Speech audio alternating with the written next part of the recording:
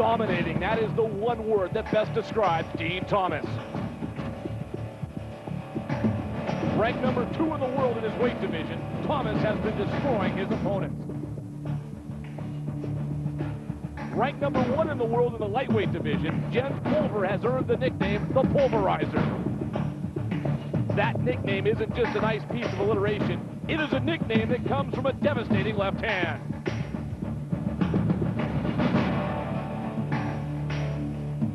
Tonight, Pulver and Thomas head-to-head, one-on-one. We call it New Blood Conflict, and it's coming up next.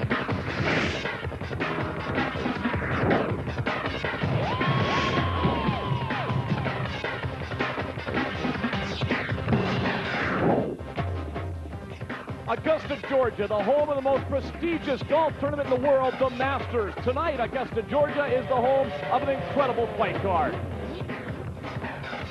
Hi, everyone. Ian Furness with you tonight. New Blood Conflict Part 1. That's all we have to say until we show you the fight card. It is incredible tonight here in Augusta, Georgia. What a card we have for you. 10 fights. Let's take a look at those fights tonight. As you see, our featured matchup, Dean Thomas and Jens Pulver, but the rest of the card is almost as good. It should be a great night of fighting, and look out because we are going to have some action for you throughout this evening. And joining me on tonight's broadcast is Jay Gagne. And Jay, when you look at that fight card, you just have to think, wow. It burns excitement. I'll tell you what, we've got fighters from Brazil, we've got fighters from Russia, the United States, and we've got former Olympic team members and some of the best fighters in mixed martial arts in the world here tonight. Let's take a look at some of the featured matchups we'll have in tonight's 10-fight card. And there you see Cacareco against Kevin Cook. This is going to be a phenomenal matchup. Let me talk a little bit about Cacareco. He comes out of Brazil, where they fight Vale Tudo, which is anything goes, no holds barred down there, and it's bloody knuckles, no gloves, nothing. It's a lot more aggressive than what we see here in the States. But that guy comes from a long history of fighters in the Huas Vale Tudo camp. It's going to be a phenomenal fight. Let's take a look at the second matchup of our featured bouts. Tommy Sauer, Vladimir Matachenko. There's some bad blood here between these two, isn't there? Absolutely. Tom Sauer does have a wrestling background. I know he mixes it up with some martial arts, some karate, and some striking. But I'll tell you, he's one strong man. I had the pleasure of rolling with Tom Sauers before this event, and he's submitting people left and right. Let me talk about Vladimir a little bit. He's a former member of the Russian Olympic team, now part of the Raw team. He, from what I understand, has the nickname the Janitor because he's known for mopping the floor with his opponents. This is going to be quite a fight. Both men extremely talented, both men extremely strong. Let's take a look at the next matchup there, and it's Mark Robinson, Joe Leyva, and tell us about these two fighters. Mark Robinson, he's one of the strongest men in the world. He's formally recognized as that. He's got quite a physique. I saw that man at weigh-in, and he is strong. Joe Leyva, on the other hand, has a phenomenal reach. In fact, he had the largest reach of all the fighters tonight. It's going to be a great fight. If Joe Leyva is able to keep him away with some jabs and use those hands, it could be an interesting outcome. But if Mark gets a hold of him, we'll have to see what happens. Let's take a look at the next matchup. This is our featured matchup. There's a title on the line. Dean Thomas, Jens Pulver. Neither fighter thinks this thing's going to go the distance. What a fight this should be. I agree. I'll tell you what, they're both extremely explosive fighters. Both of them are showmen. I know Dean Thomas has got some extremely quick hands. He's a great jiu-jitsu fighter on the ground. Whereas Jens Pulver, known as the Pulverizer, comes out of the Militech fighting camp out of Iowa. He's got a phenomenal wrestling background. He's also a great grappler and an awesome striker. He's knocked out his last couple opponents with his left hook, so this will be a great match, very explosive as a final fight. Boy, that'll be something we look forward to. Hey, it is no holds barred, NHB, but there are some rules really for the safety of the fighters. Let's take a look at some of the key rules in tonight's event. And Jay, no biting, no gouging, no fish hooking, no headbutts, no striking the ground. There's actually 3 pages of rules that the fighters got last night at the rules meeting, but those are all for the safety of the fighters, aren't they? Absolutely. We've got to keep this civil somewhat. It's not quite like the Vale Tudos down in Brazil. This is still America. But these fighters are all sportsmen, and they're here just to do a sport. It's nothing personal. It's all business once they get in the ring. Well, let's get right down to business as well. A great crowd on hand tonight, a great atmosphere. Let's get things going. Let's go to the ring. And T.J. Thompson. Ladies and gentlemen, Rival Fight Gear, your leader in no-holds-barred clothing, presents New Blood Conflict, Augusta, Georgia. Are you ready? I said Augusta, Georgia. Are you ready?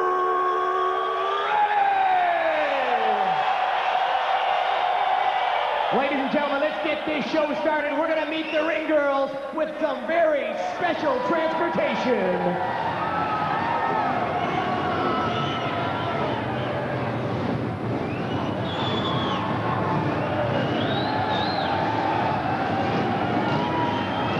Ladies and gentlemen, these will be your ring girls for this evening. Chosen from all over the South, only the finest girls for the finest fight show in the world, New Blood Conflict. What do you think, ladies and gentlemen?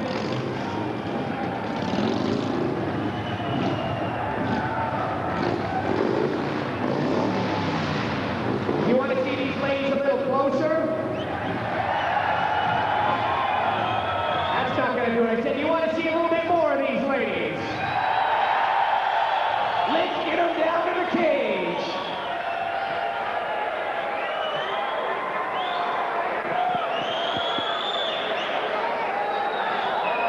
Once again, your ring girls for this big 10-fight card tonight, culminating with the world title bout between Jens the Pulverizer Pulver and Dean Thomas. Come on down here, girls.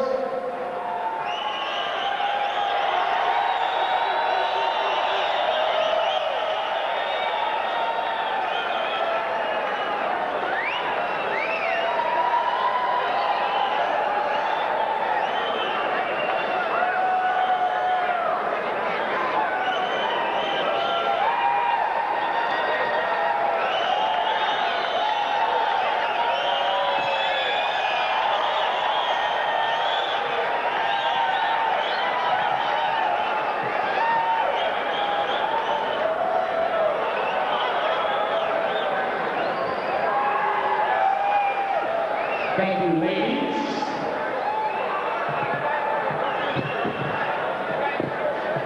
I'll tell you what, ladies and gentlemen, they're awful beautiful. You didn't come here to see ring girls. You came to New Blood Conflict, and we're going to see fireworks tonight, ladies and gentlemen. Are you ready?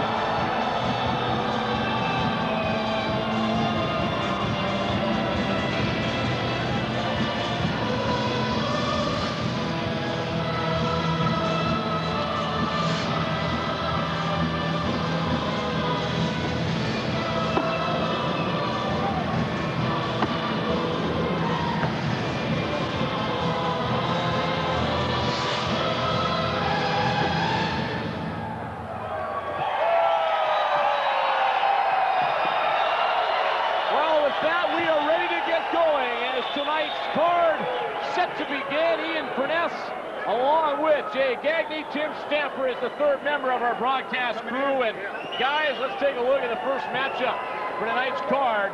Chad Saunders and Stephen Broman as they get set to get things going before a very nice crowd. And a little bit on the rowdy side as well, and that's what I like it here in Augusta, Georgia. Chad Saunders, Stephen Broman is making his way out of the ring. Is going to be Chad Saunders first. Our first fight of 10 on a tremendous card in Augusta, Georgia. It will all culminate with Dean Thomas and Jens Pulver later. There you see Chad Saunders and Jay, this guy coming in ready to fight. Yeah, Chad Saunders has a Valley Judo background with a no-holds-barred record of 9-0. He was the Extreme Cage Combat Lightweight Champion in 1999, the Full Contact World Lightweight Champion in 2000, and a two-time World Extreme Fighting veteran. Let's take a look at some of the strong points of Chad Saunders and Tim. submission conditioning patients. Yes, those are all very true. Chad, actually at the young age of 18 years old, is a very seasoned fighter, and I think we're going to see all three of those attributes come into play this evening. So Chad Saunders and his opponent getting set to make his way down into the octagon, into the cage, is Stephen Broman, who is 11 years older than Chad Saunders. We'll talk more about Saunders, although he's just 18. He's been around already, has had a few fights, but here comes Stephen Broman, a 29-year-old from Atlanta, Georgia. 5'9", 159, Jay. Yeah, Steve Broman has he's an ex-police officer with a law background. His disciplines are Brazilian Jiu-Jitsu and Muay Thai. The last person he fought in a no-holds-barred competition, he had a 50-second submission via an armbar over his last opponent. So this could end quickly. Stephen Broman will take a look at some of his strong suits as well and have a chance to break that down for you. There you see it, Tim. Yes, here we see that he has very fast hands, kicks and submissions, as Jay said, holding a 50-second win over his last opponent via submission. Take a look at the tail of the tape and break it down for you by the numbers to compare these two fighters, Chad Saunders and Stephen Broman. There you see Stephen Broman making his way into the ring right now, and the tail of the tape shows that 11-year age difference in favor of Broman. Height nearly the same. Saunders a little bit heavier and has a slight reach advantage as well. Let's go to the ring and get the introductions with TJ Thompson. TJ. Ladies and gentlemen, we are ready for action. The fighter standing behind me, 5 foot 10 inches tall, weighing at 165 pounds. Resides in Fort Pierce, Florida. Please welcome Chad Saunders.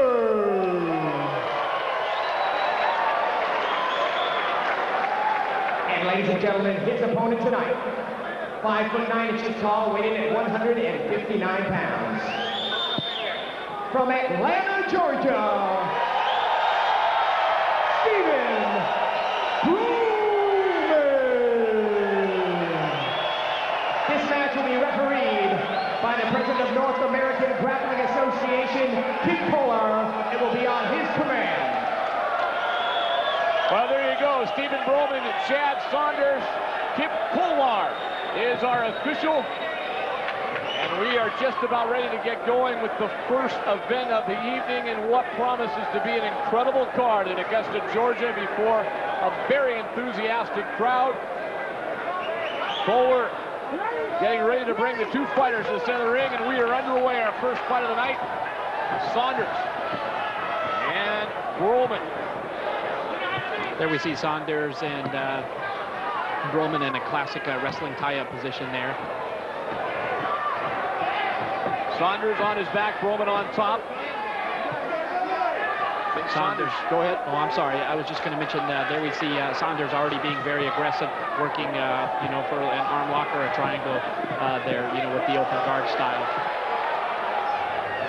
Stephen Broman now. Saunders has got an arm. He's straightening the legs. He's got a tap out. It's over. It is over. So Chad Saunders gets the win as Stephen Broman had to tap out early in this fight. Chad Saunders, 18 years old, a young man that used to have to get mom and dad's permission to fight at the age of 17. But Chad Saunders comes up with a win, and a quick win at that. I think the crowd really not understanding what happened as you see the two fighters come to the ring. Let's get TJ Thompson. And it's time. 39 seconds, round number 1, armbar submission, Chad Saunders. Hey, Ian, I think it was good for the fans to see that early, because the fans are probably going to see a lot of fighting out of the guard position.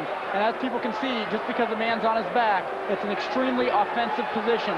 They can be deadly. There's several submissions that can be entered into out of that position. So Saunders was showing us exactly how it's done. Textbook here. You see him trap the arm, and you'll see, if you watch his right leg, it's going to walk over the head as he pushes his other hand. Now he's trapped the arm, and you've got an isolated limb against the two legs and the arms of Saunders, and there's no way he's going to win that. Excellent. Here's another look at it, Tim. Yeah, actually, to follow up what Jay said, you know, at that point, there's not much to do. I think Roman was more worried about it popping the elbow capsule than defending it because Chad had it locked in so quickly. A lot of people that know Chad Saunders knows that he's very promising and he's an up-and-coming fighter in his weight class. Boy, what a win by Chad Saunders, 39 seconds in. And it was over quickly. Fans here kind of stunned, not sure what happened. Well, what happened was Chad Saunders came up with a big win. Let's take a look at the next matchup. Alexander Ferreira, they go by Kakareko against Kevin Cook. One of our featured matchups. We talked about that in the open. This should be a dandy as Kakareko makes his way into the ring. Our second fight of the night. Kakareko represents the Brazilian fighting art of luta libre. He comes out, which is a freestyle fighting. You'll see a lot of groundwork out of him, a lot of jiu-jitsu style maneuvers, and he's a specimen when you look at his strength and his body toning. 5'7", but almost 200 pounds, and he is put together. Alexander Ferreira again goes by Kakareko. Boy, what a specimen. Tim, there he's breaking down what he does best. There we see Kakareko doing as what Ian pointed out he does best. He's very well versed in different styles of chokes, grounded, pound, and conditioning. Kakareko, a guy not only put together, but a guy that comes with a little bit of a reputation for being a little bit of a dirty fighter, but he does not agree. A explicação é que eu treino bastante, treino muito. He practices very hard and very intensely, and his game is to end the fight fast without hurting himself or the other guy. So that Kakareko, he's ready to get going. He does what it takes to win. A guy that's going to try to knock him off. Heading out right now is Kevin Cook. Kevin Cook trains out of Tiger's World. He has a pro no-holds-barred record of 11-1, so he's extremely formidable. He's the former World Extreme Fighting middleweight champion and the 1998 Extreme Fight champion out of Tampa, Florida. This guy is awesome. 5'6", 189, so he doesn't give away much in terms of size to Kakareko, just about 11 pounds. Take a look at what Kevin Cook does best, his profile that Tim will break down for you. Kevin Cook makes his way to the ring, Tim. Kevin Cook bringing to the cage a very strong and aggressive style of ground attacking. He's well versed in stand-up as far as his sprawling and hands, and he has great endurance. Kevin Cook and Kakareko. Kevin Cook not really worried about the reputation of Kakareko being dirty. I'll tell you, they say that about some of the... dirty, but yeah, if you got to do it, you got to do it to win. If the ref don't see it, oh well, you know what I mean? I got to keep on going, doing my thing. The main thing I'm trying to do is just stick to my game plan and just hopefully that right there should be enough to get me a win on it. Well, it sets up to be a pretty good fight. Kevin Cook and Kakareko. Let's take a quick look at some of the numbers. Match these two fighters up, tail of the tape. As Kevin Cook and Kakareko get set to go at it. There you see Kakareko Ferreira. 5 years younger, similar height, just a slight weight difference. Big reach advantage, though, for Kakareko, about 4.5 inches. Let's go to the ring, and TJ Thompson with the introduction. TJ. Ladies and gentlemen, the fighter standing behind me, 5'7" tall, weighing at 196.5 pounds. He's from Rio de Janeiro, Brazil. Alexander Ferreira, Kakareko.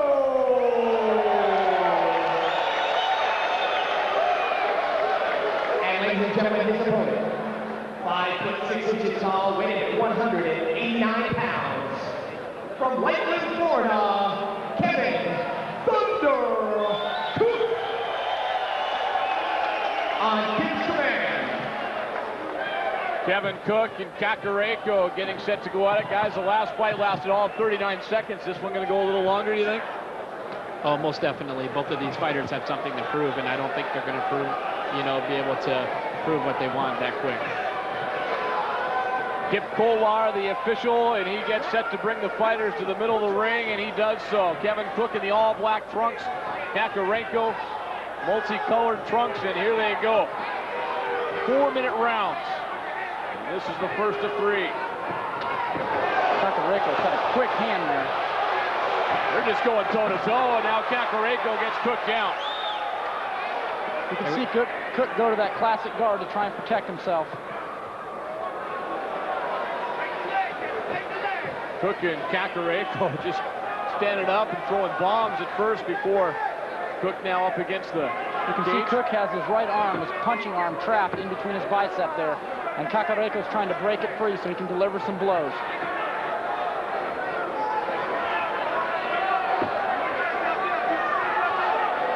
So it looks like Kakareko's working his left knee over into a mount. Kevin Cook's trying to keep the guard. Couple right hands by Kakareko's got the mount. He's going to walk him away from the fence and try and work some ground and pound here. Two very strong guys. Kakareko, though, trying to throw a left hand. It was blocked by Cook. Now he gets a right free. This is a very difficult position for the man on bottom. He can get no punching power, whereas Kakareko has the leverage. Looks like there's a tap out. That's it. It's over. Tap out due to blows. Well, this one lasted just about 1 minute and 29 seconds. And it is over Kakareko, over Kevin Cook. And there you see the sportsmanship exhibited by the two fighters. For a man with a dirty background, that was certainly a clean fight, I would say. They touched gloves at the beginning and ended peacefully. Official time, 1 minute, 28 seconds, round number 1. Tap out due to punches. Alexander Moreno, Kakareko! So Kakareko at 128 of the first round, another quick fight. Tap out due to punches. Did Cook tap out? It's hard to tell, or did Kim Kolar actually stop the fight, guys? No, actually, I believe we'll see on the replay, Ian, that Kevin Cook did tap out. He used his right hand to tap the mat here. Let's take a look at the replay right here. Guys, take us through it. Here, you know, we see Kakareko with establishing the full mount, and he's just pinching the head, holding the head down as he punches with the other arm. Classic luta livre, and Kevin Cook responds by tapping. Right there, you saw the right hand come out of Kevin Cook, and Jay, he was in trouble. So he was in trouble. Whenever you get past that guard and you get your legs over the hips there's not a lot the fighter on the bottom can do. Well, there you go. It's over. Kakareko with the win. And let's go to the ring. TJ Thompson standing by with the winner. TJ. Kakareko, I'll tell you what, we've been waiting a long time to see you here in America. You lived up to your billing. You came out, you threw some big punches early on in the fight. I don't know if your opponent was expecting that. Was that your strategy? Ele está falando que há muito tempo que eles estão querendo te ver nos Estados Unidos e você realmente superou todas as expectativas. Você sai dando um soco, era isso que você estava esperando?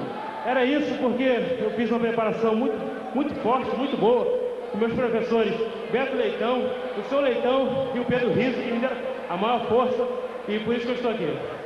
He's been practicing very hard, and thanks to Beto Leitão and Pedro Rizzo, thanks to them and all the hard work they put in on, that's how he managed to do this. Do you enjoy fighting away from home? Is this the furthest you fought away from home? Você gosta de lutar fora de casa? Esse é o mais longe que já lutou fora de casa? Eu já lutei, fiz algumas lutas na Holanda, em Aruba, mas o meu objetivo maior é vir para os Estados Unidos. He's fought in Holland and Aruba, but his biggest objective was to fight here in the U.S. We're going to see him fight another time here in New Blood Conflict. Will he be fighting again in New Blood Conflict? Você vai lutar de novo aqui no New Blood Conflict aqui nos Estados Unidos? Eu pretendo sempre que tiver esse evento vir lutar. Eu fui bem recebido e os promotores do evento são ótimos. Yes, he wants to come back always. He was very well received here, and he hopes to come back at every time. Congratulations, Kakareko. Back to you, Ian. All right, TJ Thompson, Kakareko. Yes, as Jay mentioned, a guy that's supposed to be a dirty fighter, a lot of sportsmanship, happy to be here, and this fight being shown live in Brazil tonight. You got to think right now they're jumping up and down in Rio de Janeiro as Kakareko comes up with the win. Another quick one in our second fight here tonight as we move on to our next matchup of the evening. We've had two quick ones early on. Shane Dunn against Dave Harris. They are coming out in just a couple moments to get things going. An interesting matchup between these two. Shane Dunn. I'll tell you what's most interesting about Shane Dunn is he is self-trained. He's a senior at the University of Southern Florida, represents freestyle fighting. He has a no-holds-barred record of 3-1. He fought over 30 minutes against the Carlson Gracie black belt, Ricardo de la Riva. and he served 4 years in the U.S. Marine Corps, so he's got to be one finely conditioned athlete. A number of military or ex-military men in tonight's card. Shane Dunn, one of those. You see him come out 6 feet 163. Fairly tall and lanky fighter, but as you can see, well put together as well as Shane Dunn hits the ring for our third fight of the night. And Tim, there you see Shane what Dunn brings to the cage: submissions, takedowns, and conditioning. Shane Dunn is a guy that really likes no holds barred fighting. He talks about why. It's one-on-one. It's just you in there. You know, there's no equipment advantage. You know, there's no team to rely on. It's just you in there, and I like that. I like to test myself, and I think this is a great way to do that. Well, he's hoping to have a great night as well, because his opponent, who is making his way out to the ring in just a moment, is Dave Harris. Jay? Yeah, Dave Harris is also representing freestyle fighting, and one of the big wins of his career, he had beaten Jens Pulver, our main event fighter, early on in Jens' career. He beat him at the Boss Rutan Invitational, so he can be an exciting fighter. Looks like he's coming into the ring in a gi. I'm not sure if he's going to wear that or he'll probably dismantle it. 5'11", 164 from Tucson, Arizona is Dave Harris. Interesting stories going to college right now, University of Arizona. We'll talk about that as the fight goes on. And take a look at some of the strengths of Dave Harris as he gets set to take on Dave Harris brings to the cage his well-rounded ability to fight on his feet and on the bottom. He has strong Muay Thai skills as well as well-versed in jiu-jitsu. Well, Dave Harris, as we mentioned, going to school, he's studying engineering at the University of Arizona. And he likes to combine his education with his no-holds-barred fighting as well. Okay, well, I'm a physics engineering major at the University of Arizona, and it's a pretty tough field. They put a lot of demands on us as far as homework and tests. And I really love NHB, and I think it's great because I get to mesh the two together, because I get to focus my mind in the training, and it keeps me centered. You know, if you have too much of one thing, if I have too much of just school, then I have trouble focusing on the school part. If I have too much of just fighting, I have trouble focusing on the fighting part. And so the fighting helps me get through school financially as well as mentally. So Dave Harris, the young man going to school, and let's take a look at the tail of the tape, how these two fighters match up. Dunn, 5 years older. Dunn, a slight height advantage, almost in the same weight, and a very close reach as well. Hey, let's go to the ring for the announcement for tonight's fight. T.J. Thompson. T.J. Ladies and gentlemen, the fighter standing to my rear, 6 foot tall, 163 pounds, from St. Petersburg, Florida, Shane Dunn. His opponent tonight, 5 foot 11 inches tall, weighing at 164.5 pounds, from Tucson, Arizona, Dave Harris. On Kip Kohler's command. So Dave Harris and Shane Dunn set to go, and we've had a couple quick fights early on, guys. You expect to see this one last a little longer. I've asked you that now twice tonight after the two first fights we've had. Well, actually, since they're both freestyle fighters, it'll be interesting to see where this one goes. We'll see how quickly they get in there and mix up the action. Harris in the black trunks. Shane Dunn goes right after him. Shane goes early for a double leg, and that was textbook. Now he's trying to fight into a side mount. Harris is trying to guard, and now they're back. Dunn falls back into the guard. He's tying up the punching arm. Again, this is an extremely offensive position for the man on the bottom. We'll see what he can do with it. Looks like he's working a triangle over the shoulder. Harris needs to be careful. If he turns his hip on that, he could lock it in. He's got an arm also. You can see him trying to slide sideways out of it. He's going to a key lock from the triangle.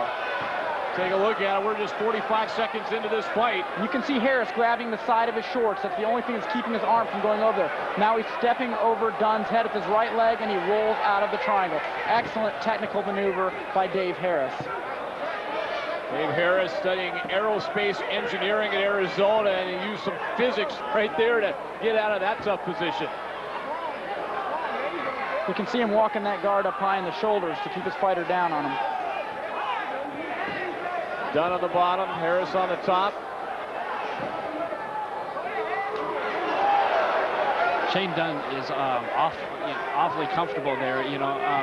Just this last time he volunteered and gave up a position on his feet that could have went to his feet to fall to his back, where he thinks he's better at. He has real good hips. He's working a leg submission. He has real good jiu-jitsu hips. He's very light and mobile on the ground. And you can see that when he's going for different submissions on the ground. Good Shane Dunn on the bottom there in that guard position, and Dave Harris, a couple right hands to the body, it looks like, and those guys probably wear a guy down and take their toll after a while, don't they, guys? Absolutely. You see Dunn start to work an elevator. They fall back into the guard position. Now Harris is starting to throw some leather on him.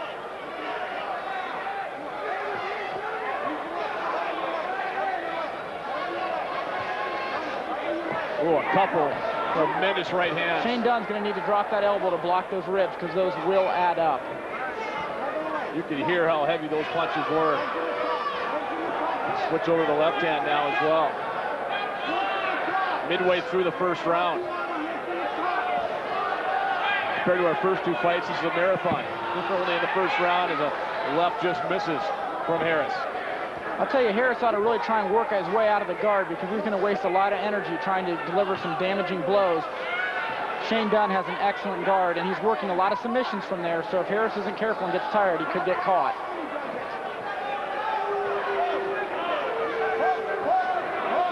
The left hand to the side of the head. Oh, he's going to grab his heels and pull back and sit up into a mount. He's got a heel hook. He's got to roll out of that, or he'll be tapping. Take a look at Dunn on the right. That hurts. Harris has got an excellent heel hook in, and he's cranking it. Shane Dunn's going to need to keep rolling into it. He's going to break it. He's back out of it. Oh, that's a great move, isn't it, by Shane Dunn? Absolutely. He's got to be one tough guy to withstand that heel hook, because it was in. There's some... Looks like Shane Dunn's going to let him back up. There you go. Those two back up, and Harris goes right in after Shane Dunn. Dunn better watch those knees. Harris is pretty tricky with them. Nearing the end of the first round, 10 seconds left. 10 seconds. You can hear the corners yelling 10 seconds, giving their fighters the time. Looks like they're content to just ride out the round. That'll be it. First round comes to an end. Pretty good first round between Dave Harris, who you see right there, and Shane Dunn in the blue trunks on the other side. Guys, your thoughts on that first round, Shane? Well, I thought both fighters were extremely active. Dave Harris appears to be a little more of a striker, and Shane Dunn appears to not really look for the strikes as much as he does submissions. But he almost got caught at his own game when Harris caught that heel, but he was luckily able to roll out of it. Tim, what do you think? I also believe that it was a very active first round, but I do see Shane Dunn taking the advantage later on over Dave Harris. Some of the sights and sounds of Augusta, Georgia, letting you know it's round number 2 coming up here in just a moment. We take a look at our fighter Dave Harris right there. What an unbelievable story. A senior at the University of Arizona, physics engineering, wants to work for NASA someday in the world of aerospace. Got to think he's probably the toughest student down at U of A, wouldn't you think? I would certainly say it's at least the bravest. You know what? He's the toughest guy in the world of engineering. I got to think that. Absolutely. No pocket protectors here as they get back at it, round number 2. Dunn's got the back of Harris. This is turning into an excellent takedown. Nice back leg trip by Shane Dunn there. Shane Dunn working his back, what he should do. Harris able to spin back out in front. Trying to get a knee. Great look at it there from our tremendous crew we have here in Augusta tonight, giving you all the action. We are early in round number 2. Shane Dunn is content to just pull Harris into his guard so he can try and work some submissions. Looks like he's already getting a hold of an arm and working a leg up. The right hand there by Harris. We saw a lot of right hands in that first round to the body of Harris, or body of Dunn rather, from Harris. Tries to get it loose again.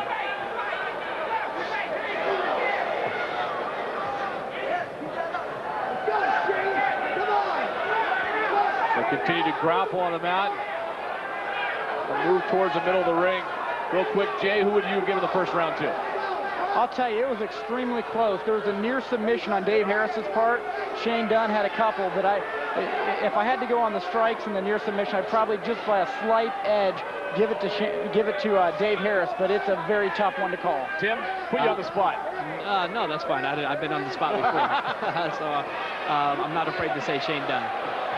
Split decision amongst our guest analysts here tonight, our experts, which would probably lead you to believe the judges are thinking the same thing. So anybody's fight here as we are 1:45 into round number 2. A knee there from Harris. You can see Shane Dunn trying to walk the guard back around, trying to re-guard by bringing his right leg underneath. He hasn't quite got it. Midway through this second round. Harris looks like he's got his elbow pinned behind the head and is delivering those blows with his left hand.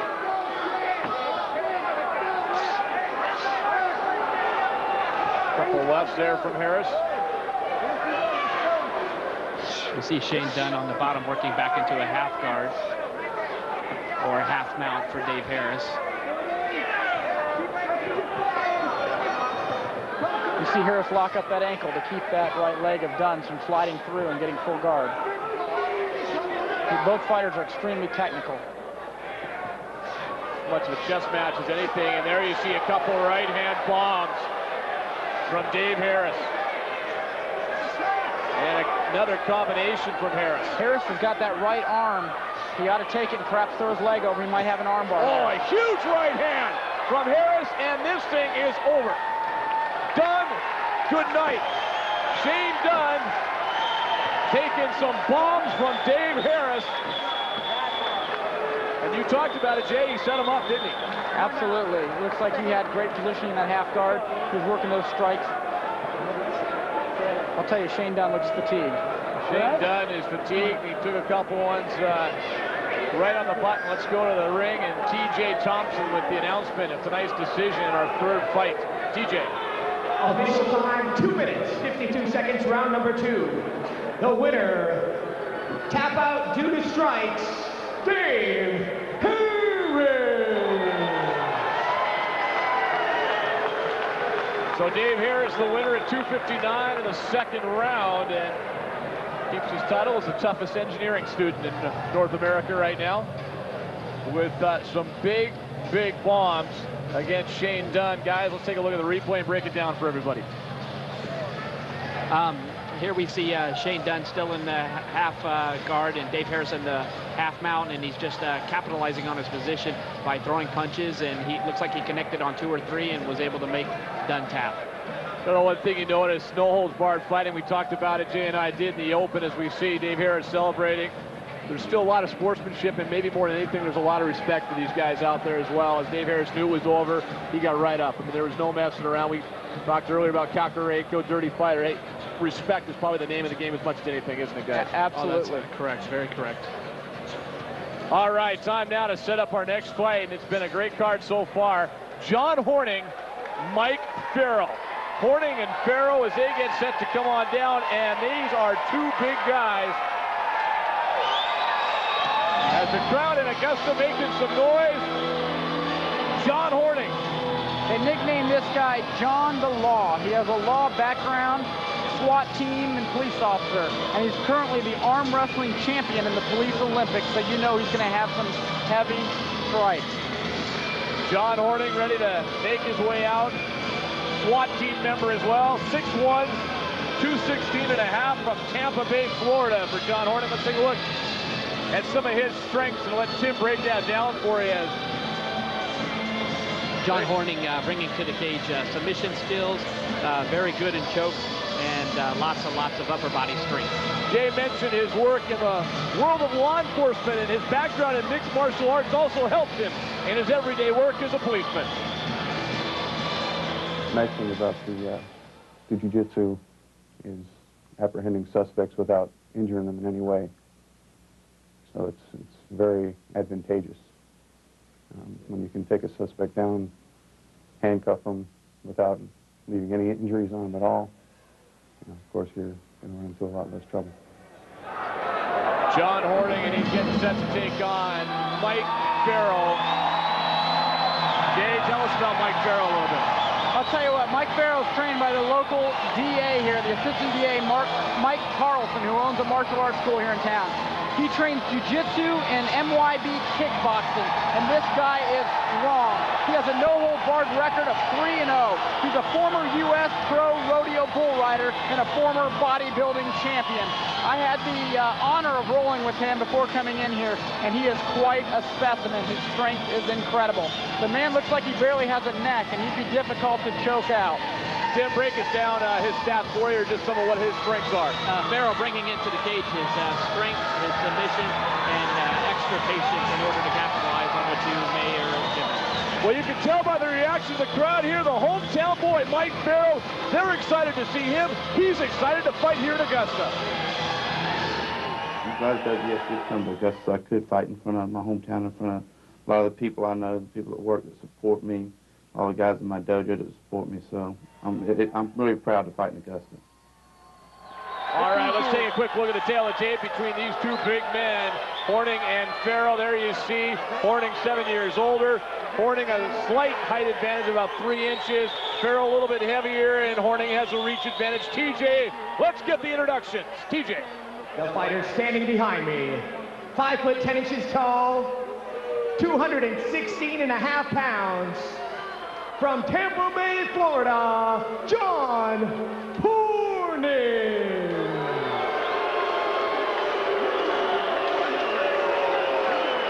And ladies and gentlemen, his opponent tonight, 5 foot 10 inches tall, weighed in at 218 pounds. He's from Augusta, Georgia. Please welcome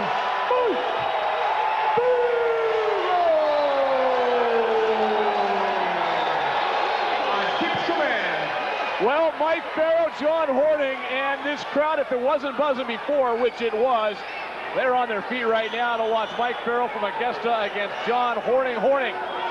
Oh, it'll be the man with the mustache, Farrell from Augusta. And they are ready to get going. Some sportsmanship right off the bat as they get set to go. Horning's feinting a kick there. I wonder if he's got some strong kicks. Absolutely. You can see a nice side kick, countered by Mike Farrell with a round kick to the leg. They tie up right away. You can see Farrell with tremendous strength the way he drove the big man back into the fence.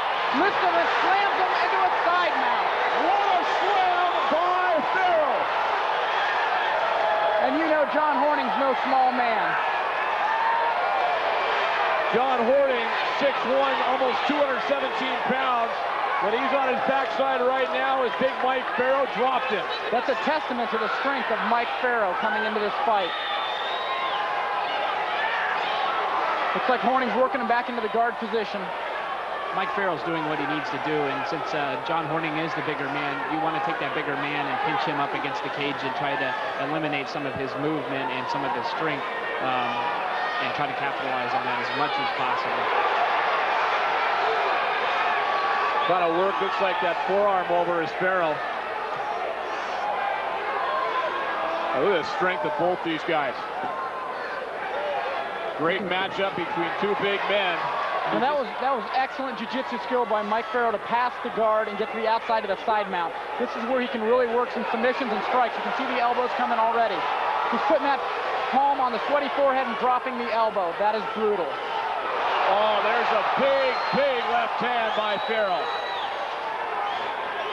You can see Horning trying to pull him back into the guard, trying to slip that right knee through to get the protection of the guard right back in. Well, Horning, 34 years old, showing some experience there. Farrell looked like he had him in trouble for a minute. Tim, what do you think Horning needs to do from this position? Actually, he's doing it right now. He needs to get a lot more active. Farrell's not careful. He's going to catch that arm. That's it. It's a tap out. It is over. And I'll tell you what, you guys called it. You saw it as just like that, John Horning able to get Mike Farrell to tap out. I think that's good for the fans to see that that guard position can be an extremely offensive position for the bottom fighter. Way to go. Come here, brother. Boy, it's amazing how quick the tide can turn in NHP. And that thing was over. You guys called it. You saw it coming. And unfortunately, Mike Farrow did not see it coming. TJ Thompson, let's get the official word on tonight's decision. Official time, 2 minutes, 11 seconds, round number 1 by armbar submission, John Horning. Put a round of applause for Mike Farrow, ladies and gentlemen. So John Horning gets the win at armbar. And again, two big guys as well, showing some sportsmanship as they head out of the ring. And what an unbelievable turn of events.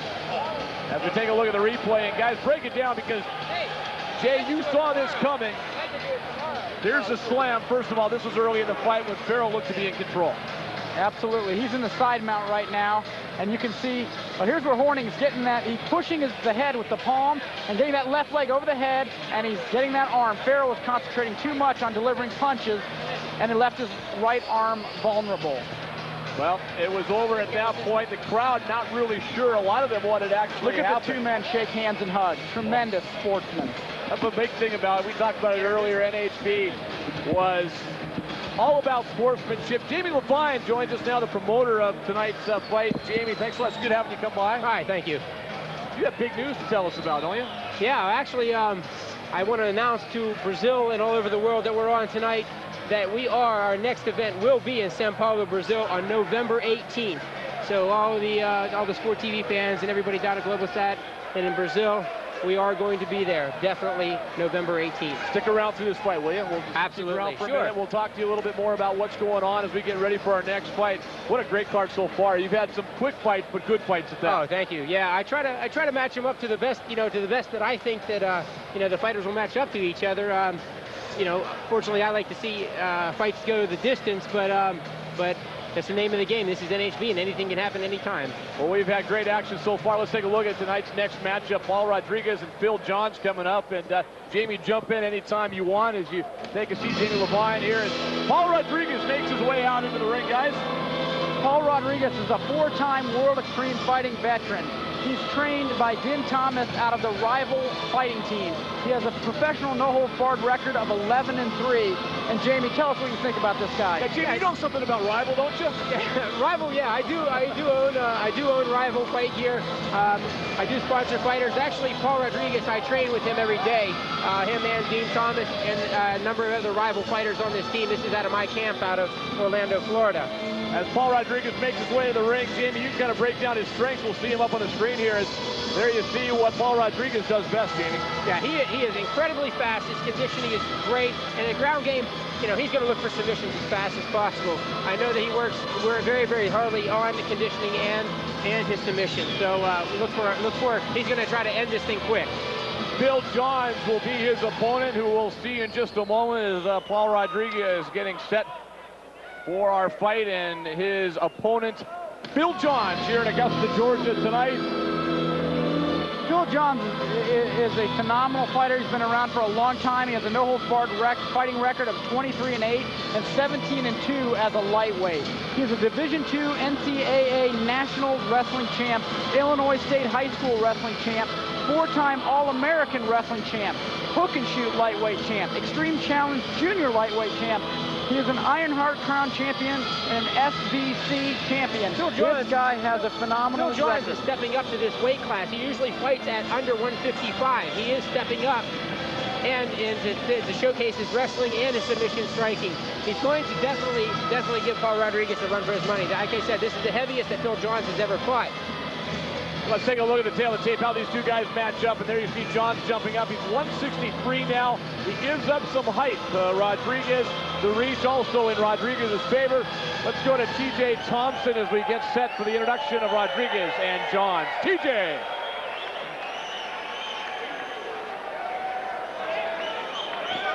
Ladies and gentlemen, the fighter standing behind me, 5'7" tall, weighing in at 165 pounds. He's from Orlando, Florida, Paul Rodriguez. And ladies and gentlemen, his opponent tonight, 5 foot 2 inches tall, weighing at 163 pounds, from Canton, Illinois, Phil Jones. On Kip Kohler's command. Well, there you go. It's going to be Paul Rodriguez and Phil Johns, and Rodriguez will be in the blue, Phil Johns in the black as they get set to go at it. We've had a great night so far of fighting. Guys, how long do you expect? Jamie, we've been joking about it all night. Quick fights, good fights, but quick fights. A little longer this one, maybe? Yeah, I think so. I think Phil Johns is going to try to take him down, ground and pound him. Paul Rodriguez is going to be able to defend a lot. Believe me, I know this guy. I've seen this guy plenty of times. I train with him every day. This guy is tough. That's on, you know, Paul. There you see him hook up right off the bat. Paul Rodriguez just had a Greco-Roman upper body throw. You can see Rodriguez trying to work the guard. He's in a 3/4 guard right now. And Phil Johns is trying to bring that left knee up into the armpit to prevent the guard.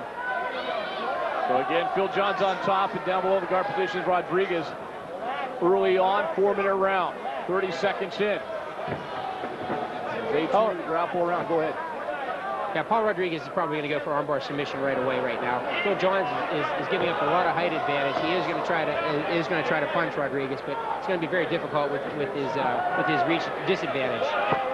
Johns, of course, is a guy that has a great, extensive wrestling background, as Jay mentioned. And yeah, he is. You know, like I said, he is giving up, stepping up through this weight class. And you know, Paul Rodriguez is very comfortable with this weight class. How tough is it, guys, to step up in a weight class? I mean, sometimes you hear about guys stepping down, trying to lose weight. Stepping up, more difficult? Yes, much more difficult. Your body fat is up, and you may be a little less conditioned. Paul Rodriguez is going to try to stand up here. You can see the shoulder clash there. Yeah. Oh, Rodriguez is up. Yeah. Rodriguez had a nice takedown there.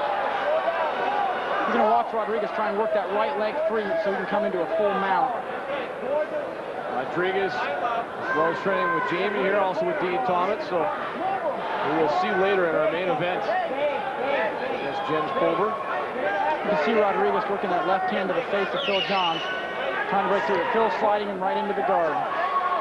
Yeah, Paul's going to go for a side mount here and go to a leg submission very shortly.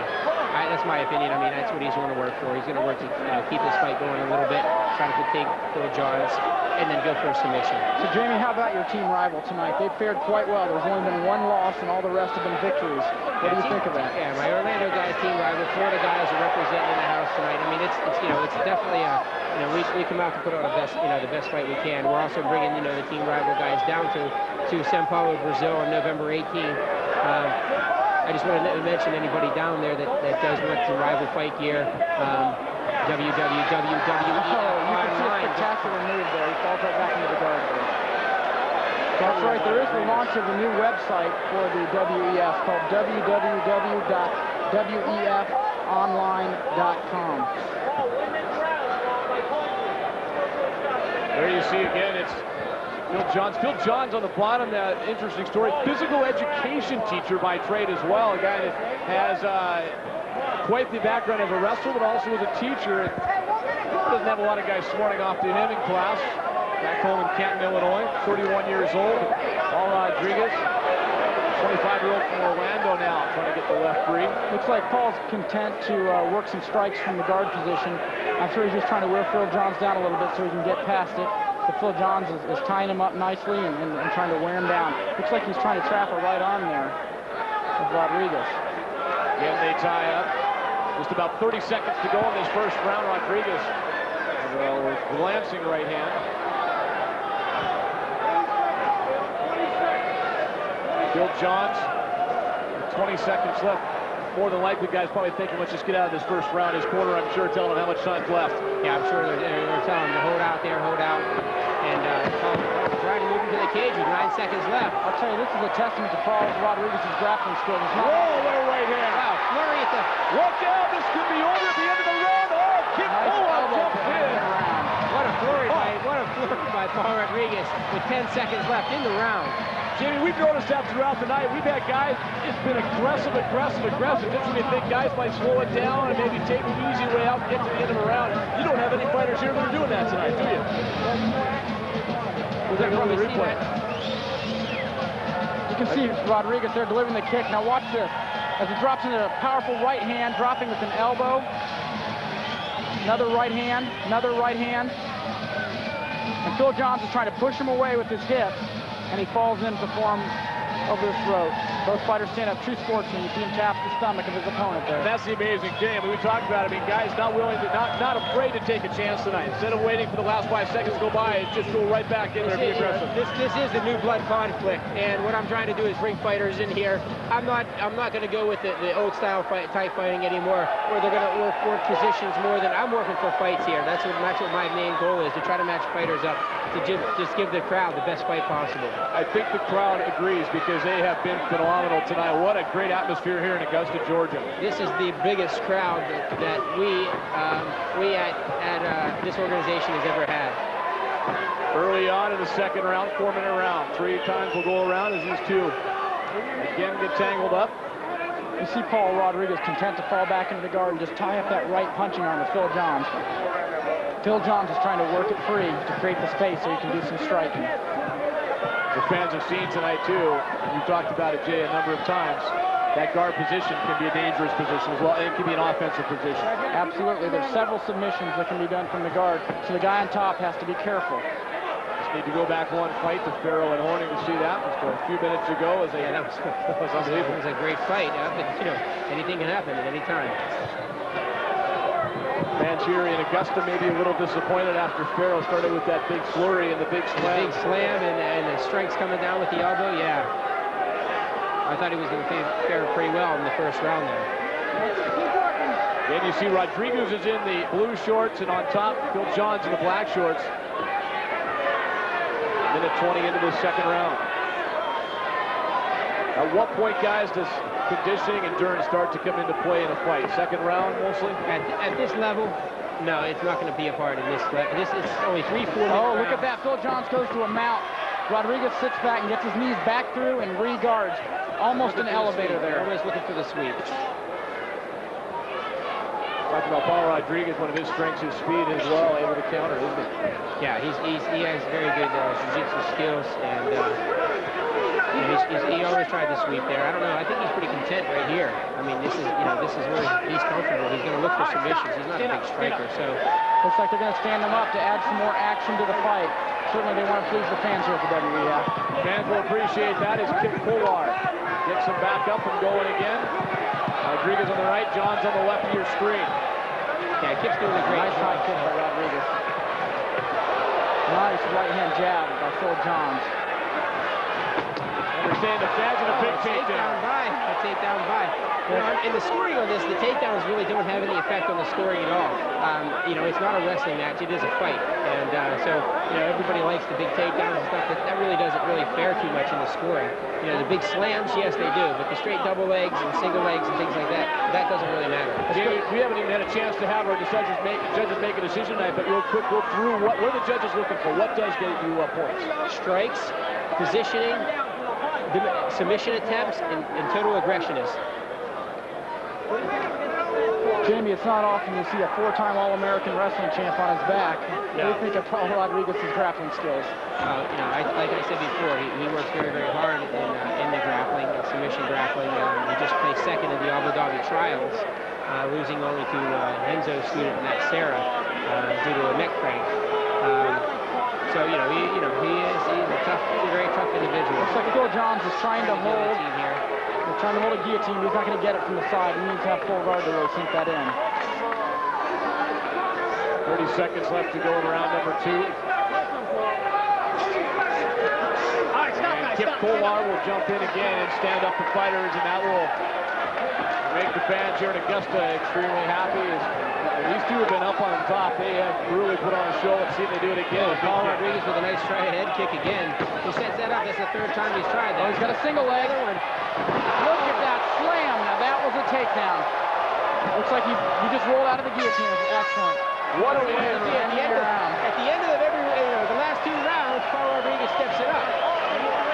The corners of both men must be giving him time to, saying, all right, 10 seconds, let's make something happen. And that's exactly what Rodriguez did for the 2nd round in a row. A little bit of a nod on the head there of Rodriguez we see as they tend to him in the corner. Actually, this was supposed to be Mike Cordoza, his corner guy there. This was supposed to be Mike Cordoza's fight.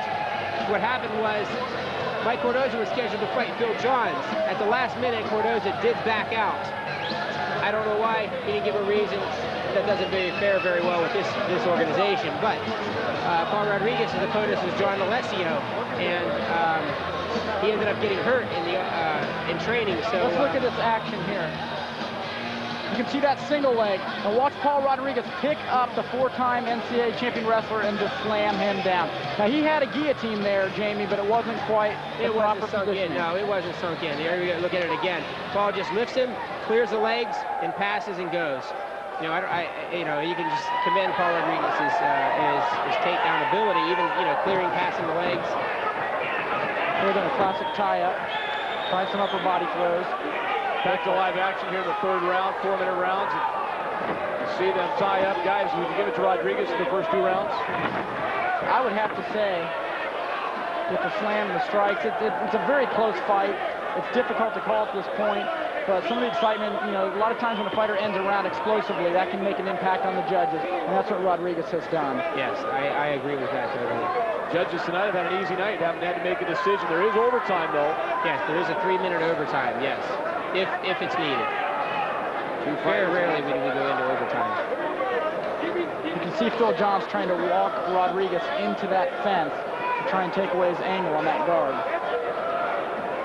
Then Rodriguez on the bottom of the guard, and on top is Phil Johns. Former NCAA Division II national champion in wrestling is Johns. Johns has had a lot of fights with the Extreme Challenge, the hook and shoot. That's a pretty good opponent, Jens Pulver being one of them who we'll see in the main event tonight. Yes. Let's stand back up again. Kip is doing a great job in standing him up. I'll tell you, Jamie, these guys are exciting strikers. Maybe they ought to stand their feet a little more. You see a little blood coming from Rodriguez's head. His head's cut up pretty good. I don't know if that was from a strike or from the cage itself, or here goes Rodriguez again. So the doctor actually checked that as Rodriguez throws some right hands. They checked it between rounds. Yeah. So we do have a great medical staff here. Some of the top surgeons, emergency room surgeons, and emergency room physicians from the Augusta University Hospital as well as Atlanta. Rodriguez, fight doctor is Dr. John Keating. And Rodriguez is bleeding pretty good. We are midway through, just past the midway point of the third round as they continue to go at it. Rodriguez with almost a nice guard pass. He's now in the half guard of Phil Johns. He still had a little bit of he needed to close the gap a little bit more on passing that guard. He still had too much distance. And that little bunny hop to try to jump across there. Jamie, what do you think the advantage is of Rodriguez putting his left hand in that knee of Phil Johns, pushing it down, trying to slide that leg free? Well, that's what he's trying to do. I mean, he's keeping busy up top also. Phil Johns is pretty much holding on right here. He can't let Rodriguez create the distance for the strikes right now. Phil Johns recaptures the guard, it looks like. Yeah, Phil Johns he is playing the open guard. You see just about a minute left to go in the fight. You can see Rodriguez just stepped over. Rodriguez is keeping busy. This is what the judges are looking for. Phil Johns is holding. Rodriguez is still striking a lot. Phil really needs to try to work, trying to capture one arm, trying to get out of that, and try to stand back up. The right hands, a moment ago by Rodriguez. You can hear the corners in the background. They're yelling the timeout for both fighters. We've seen in the first 2 rounds, the end of the round, they have been excellent. Action-packed. We'll see if both fighters trying to get her going again. Some nice elbows by Phil Johns there. He's trying to work that head cut on Rodriguez, but Rodriguez is delivering some good lefts to the head, and he drops that arm. Well, there's a couple of right hands. 10 seconds Rodriguez left. to the side mount. Again, another exciting He's going to rush for submission right now. He's going to try. He's walking an arm. He's trying to go right back. Well, a flurry of activity again at the end of the round. A lot of respect for those two fighters. Phil Johns raising his arms to Paul Rodriguez, who you see right there, guys, as Jamie mentioned, very busy, especially in maybe what would have been a decisive third round. Yes, I do think he did pull it out with that flurry at the end. I mean, that is a criteria, aggressiveness and keep him busy. And, I think he edged it out there. I'm not really, I'm not the judge, and I've been wrong before, Take a look especially at on the a couple replay. other fights. You can see Rodriguez flip past the guard, deliver a couple right hands, push that knee down and slide into a side mount and deliver a couple lefts. Great action. All 3 rounds, last 15, 20 seconds, were just a flurry of activity between Phil Johns and Paul Rodriguez. T.J. Thompson conferring with the judges. As soon as he has a decision, we will go to the ring, and I would assume a fairly tough decision. We'll wait and see what it is. Phil Johns carrying much better than he did. His last fight was against Jens Pulver a few months ago in Evansville. That was an active fight. This guy doesn't mess around. He takes on all comers, and Paul Rodriguez, you mentioned a late replacement. What a show they put on. Yeah, it was a great Phil fight, and they both stepped in there and said, hey, Paul Rodriguez will make the weight, be under the weight, do a little courtesy. We do have a decision here. Let's go to the ring. T.J. Thompson has the decision. T.J. Ladies and gentlemen,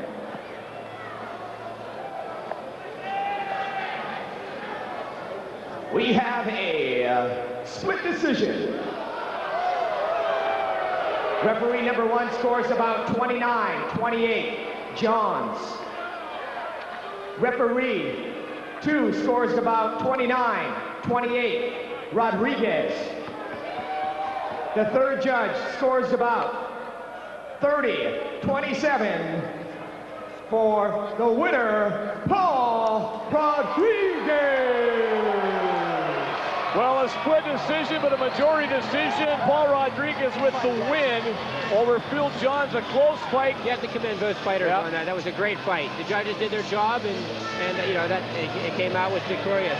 We haven't had to mention this 10-point must system as well tonight. And again, without a decision until now, I haven't mentioned that, but it is a 10-point must system. We go on a 10-point must system, being 10, 10-9, 9 being the lowest.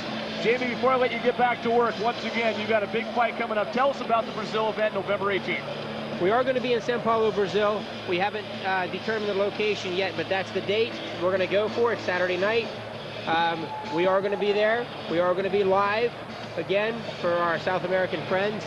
And I hope everything works out great there. Hey, best of luck. Thanks for coming by. We appreciate it. All right. Thank you very much. All right. Thanks, Jamie Jim. Levine. You guys do a great job tonight. All right. We'll let Jamie take off. He's got work to do. You got lots of work to do. He's got people to see, hands to shake, babies to kiss. He's our own politician. Jamie Levine's taking off, so he's going to head out, and we'll get Tim back in here. Next fight coming up in just a second. Sit right here. Good job. Charles Bennett and Todd Carney are heading out in just a moment. Another tremendous fight scheduled here for Augusta, Georgia. Charles Bennett, they call him Crazy Horse. Another young man from Florida, just 20 years old. He's got an NHB record of 3-1 prior to coming into this fight. And he's extremely strong. He works out a lot on the weights and a lot of dedication to that, and he's not afraid of anyone. So he's getting in here and ready to mix it up. 5'7", 165. There you see the guy they call Crazy Horse. Tim, word is this guy is a brawler. Yes, he is. I've heard some stories about him being here in Augusta and working out with some of the other fighters. And he likes to put his hands on you and grab you and pick you up and plant you.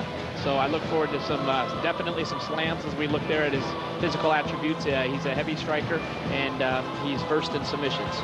Well, that's the story on Charles Bennett and his opponent. As Charles Bennett gets ready to go, a man by the name of Todd Kearney, who's getting set to take on Charles Bennett. Charles Bennett, a guy that a lot of people in the last few days have been talking about, wanting to see this guy fight. And Todd Kearney, a lot different looking fighter, whereas Bennett 5'7", 165. There you see Todd Kearney, 6'3", 162. Todd Kearney is coming into this fight with a 7-0 record in amateur boxing, so he's going to have some extremely quick hands. He's also a runner-up in Tough Man contests in 1998 and 1999, and he's got a 3-1 record in kickboxing, so he's got quite an impressive background in ring fighting. All right, there you see stand-up grappling and strikes. That's the profile for Todd Kearney as he gets ready to take on Charles Crazy Horse Bennett. Let's take a look at the tail of the tape real quick, and there you see the age difference. Bennett, 6 years younger, huge height advantage for Kearney. We'll talk about that as the fight goes on, as well as a big reach advantage for Kearney as well. Let's go to the ring with TJ Thompson. Ladies and gentlemen, your next bout, the fighter to my rear, 5'7" tall, weighed in at 165 pounds. From Ocala, Florida, Charles Crazy Horse Bennett.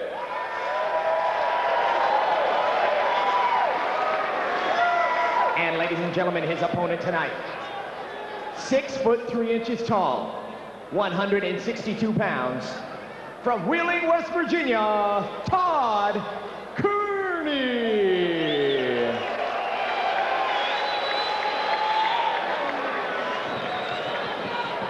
So there you go. Go ahead. I had an interesting conversation with Todd Kearney the other night coming back from working out, and I said to him, I said, you know, he's got a wife and some kids, and I said, does it ever make you nervous stepping into the ring? And he said, absolutely not. He said, it keeps me sane.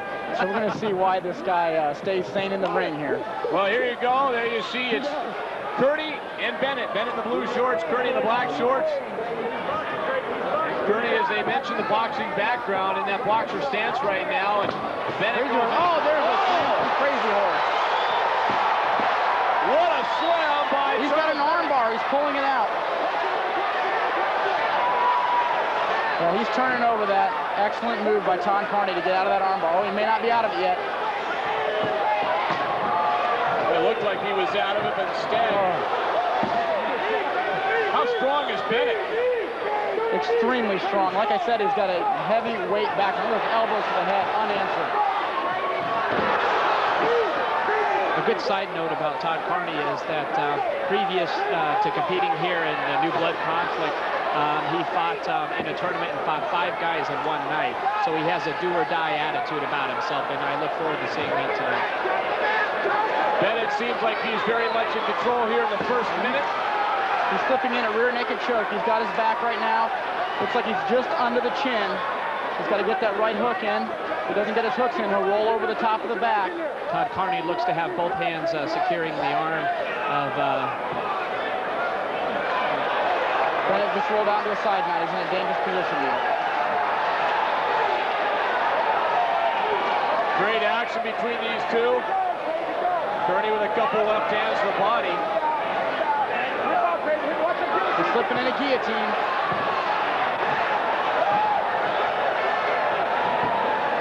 In order for that guillotine to be more effective, he's probably going to have to straddle Bennett with a mount. Bennett just out-muscled him there. Absolutely. These two continue to grapple on the mat. 2 minutes in. 3-minute round. As they go into the cage, Mike Green takes a peek. Todd Kearney's got a nice headlock there. If he can break his right arm free, he can probably deliver some good blows. But Bennett's holding on to that arm. He's not going to let it go. Is that it? That's it. That knocked him out. It's over. It is over. Todd Kearney got knocked out by Charles Crazy Horse Bennett. It is done. It is over. It was that quick. Who expected that? There was something in that roll that really put his head into the ground. We'll have to get to see that on a replay. There we see some of the other rival team crew, Tom Sauer in the corner of Crazy Horse Bennett. We'll see that later on this evening. I sure hope Todd Kearney is all right. Leave them the way they are, because if you got a broken neck or something, you're rolling around. Well, they are taking a good look at Todd Kearney right now as he got rolled over. The doctors, the tremendous medical staff on hand here in Augusta, Georgia tonight as Charles Crazy Horse Bennett comes up with a big win, and it was a sudden victory at that. Crazy Horse Bennett, 5'7", 165, and guys, let's take a look at what happened here to end this fight as we take a look at Todd Kearney. We see Todd Kearney throw a leg kick, and then Bennett coming in, picking him up, body slamming him. This was early in the fight. This was right off the bat, and here's Here's how it ended, guys. Looks like Todd Kearney just had Bennett pinched up against the cage, and Bennett was able to sneak out the back door there and gut wrench him down to the mat, putting him on his neck. The knockout come when he hit his head. Is that what it happened? That's a big slam. It looks like it was the top of the head. And I'm glad to see that he's up and okay. He fought a really valiant fight. It looked like when he was slammed, he had his shoulder turned. It was on the inside crevice of the shoulder and the neck, and he hit the mat without anything to brace him. Let's go to TJ for the official announcement on tonight's decision. 2 minutes, 21 seconds by knockout. Charles Crazy Horse Bennett. So Charles Bennett, the winner at 2:21 in the first round, a knockout, and Charles Bennett, a guy everyone talking about, they wanted to see him fight, and the talk of the town, he proved why, didn't he? Absolutely. When they talked about... Let's take a look at the replay again here, guys, and Jay, take us through what happened here. Yeah, you can see right now Bennett's working his way out of this. Now, watch when he slams, the inside of the neck and the shoulder is unanswered on the mat. There's nothing to prevent that, and it twists the neck right on that shoulder, and it put him right out. Well, there you go. That was it. Charles Bennett with the win. Another tremendous fight here in Augusta, Georgia tonight.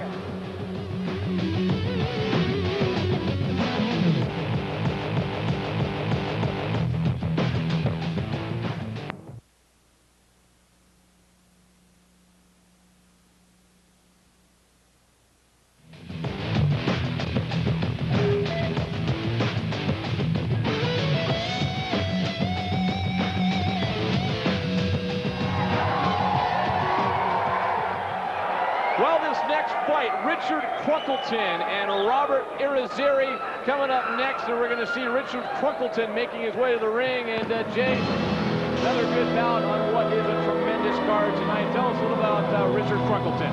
I'll tell you what, Richard Crunkleton is an extremely fast striker. He's got great hands and a phenomenal grappler. He's got excellent ground skills and, again, fast hands. There you see his numbers, 5'8", 149.5. He weighed in yesterday to Smyrna Beach, Florida, as Richard Crunkleton makes his way into the ring right now, just 20 years old. There you see his profile, and Tim, strong throws, wrestling, and takedowns. Good fighter. Yes, he is. He definitely has the strong throws and great wrestling ability, as well as some tremendous takedowns. So I look forward to a great fight here coming from a really complete fighter. So there you see Richard Crunkleton making his way into the octagon, and his opponent, Robert Irizarry from Orlando, Florida, who now is heading down as well. And he's coming down to the ring and get a good look at Robert Irizarry. And the thing that jumped out about Robert Irizarry, just 18 years old, Jake.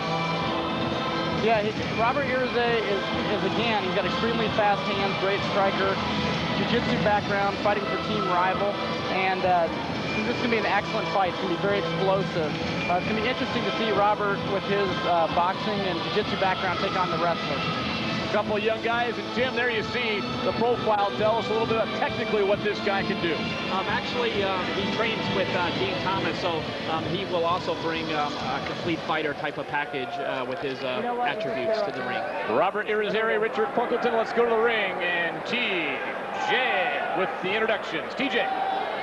Ladies and gentlemen, Augusta, Georgia, New Blood Conflict. Fights tonight sanctioned by the International Sport Combat Federation. Mike Carlson, representative at ringside. We're going to get right to the action, ladies and gentlemen. The fighter to my rear, 5'8" tall, weighed in at 149.5 pounds.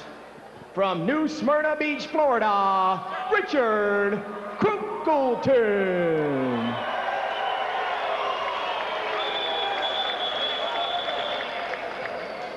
And ladies and gentlemen, his opponent, 5'9" tall, weighed in at 157.5 pounds. From Orlando, Florida, Robert Irizarry. The referee for this bout will be Mike Green, representing the North American Grappling Federation. So there you go, Mike Green, our official for this bout, as Crunkleton and Irizarry get into the ring right now and get set to get after it. Irizarry has the shirts with the white trim, and they are ready to get going. Irizarry and Crunkleton, round 1, 3-minute round. And a right hand by Irizarry with a takedown. Yeah, you gotta sit down. Another takedown. There are a couple big right hands by Crunkleton. Crunkleton, with his wrestling background, is a phenomenal on the ground. Irizarry trying to get back up, and a big kick. And another one as well. That sucks. Irizarry on his back, and he gets back up. Great action in the first 35 seconds of this first round. Left kick, but Crunkleton there with a takedown. Nice takedown. He's got a side mount now, and he's working it. Boy, these two fighters getting after it and putting on a nice show for the crowd here in Augusta early on. Keep a couple up here. They need them all the time. With a right hand. He's got a 3/4 guard there, and he's trying to work back into the guard position on the bottom. He's bridging with that neck. Excellent roll. That's his wrestling background, right up back on top. Two young fighters. Crunkleton, 20 years old. Irizarry, just 18. Both from Florida. Crunkleton's got a little more experience than Irizarry. He has 3 no-hold guard under his mat, whereas Irizarry only has 1. So he's kind of getting his feet wet here. Good elbows to the top of the head. Halfway through round number 1.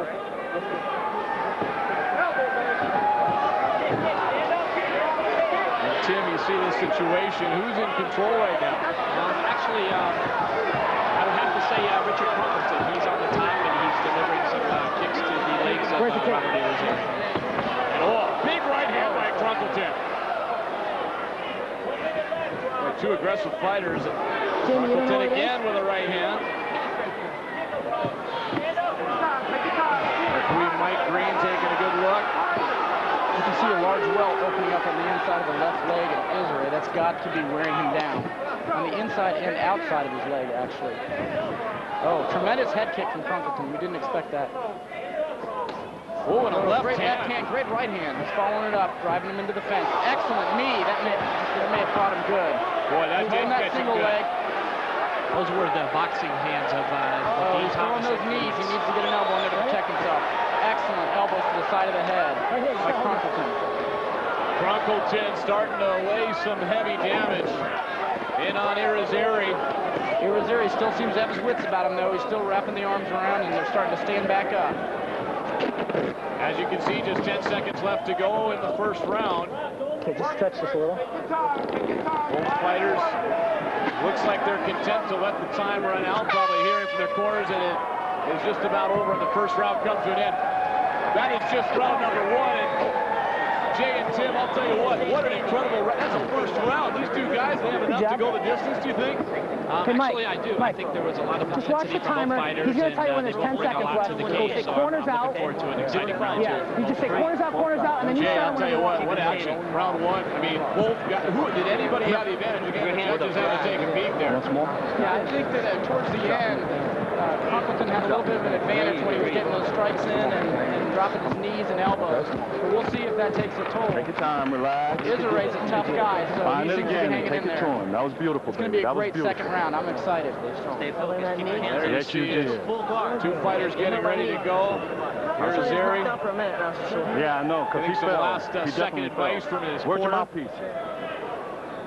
And there you see Richard Crunkleton. Mike, take your time. Find it. Crunkleton. Let's go. The elder statesman here, 20 years old. He's on the right, Irizarry on the left as we get ready to start round number 2. Don't wind up. Don't wind up. Just let it go. Don't wind up. Fighters probably could have used an extra minute or 2 between rounds after that tremendous first round. He's going to work that leg. Going for a takedown. That's going to be tough against Crunkleton with his wrestling background. He pulls him into the guard, and he's just going to content to hang on and try and trap that punching line. So a lot of guys like to use that guard position to the offense. Is he in an offensive position or a defensive position right now? Actually, Robert Irizarry is in the defense position. Whenever a fighter has their legs closed, they are fighting a close guard from a defense position, trying to hug the man close closer to his body to prevent strikes to his face or body of some sort. Cronkleton taking a swing with a kick, and Mike Green is going to stand Irizarry back up, and that's one of the nice things about New Blood is the fighters will stand back up. They're not going to lay there and be passive. The referees are not going to allow them to do that tonight. I don't think Irizarry wants to lay there too long with his welts on his legs. He doesn't want to take any more kicks. He's in a position of delivering some knees here. He's rolling back into the guard. Irizarry trying to roll Cronkleton there. Get nearing the midway point of round number 2.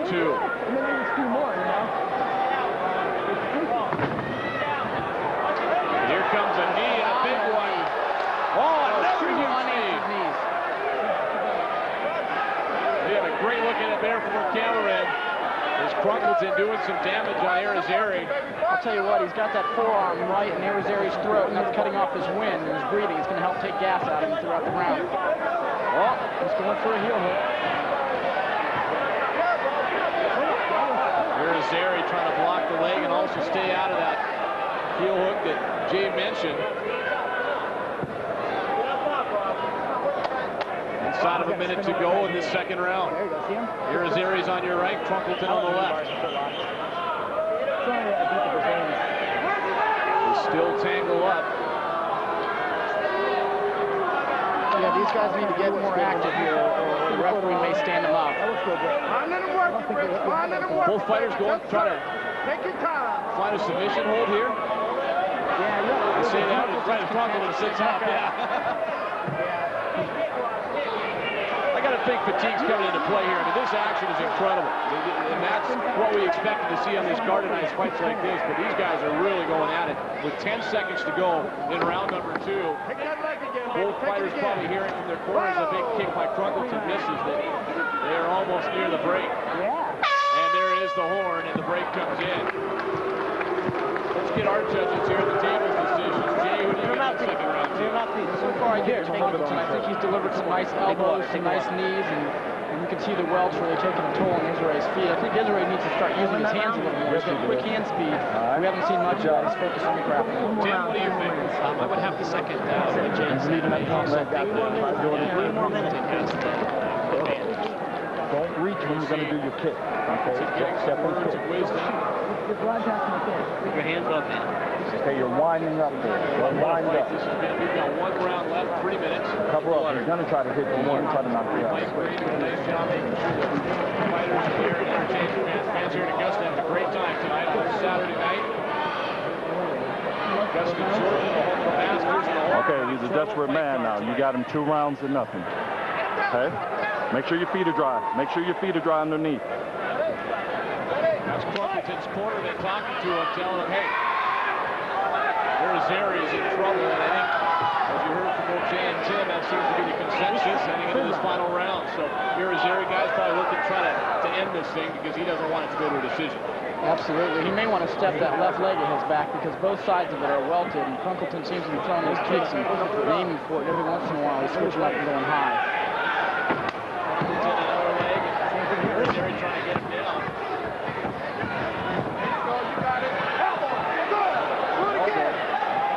Fighters are not allowed to grab onto the octagon here as well, and that's a new rule, isn't it? That's correct. They wanted to, the WF is all about promoting action in their fights, and they don't want stalls, so they got rid of the holding the fence rule so that fighters can go to the ground and mix it up a little better. Phenomenal takedown to a side mount. You can see Cronkleton putting his left leg up to block the full mount. A minute into this final round of 3. Robert looks tired. He's going to need to work this position here. Robert Irizarry really needs to capitalize on his position in order for the fight to turn in his favor. He needs to be driving his right shoulder into the head of Richard Cronkleton, making it very uncomfortable to be there, so he can allow his left leg to slide over the stomach and mount and start to capitalize with punches or arm locks of some sort. I think the key here, too, for Cronkleton is don't make a mistake. This fight's got to be his right now with a minute and a half left. Irizarry needs to work this position. They're going to stand him back up. Now, he lost a very dominant position there in the side mount. He really needed to work and capitalize on that.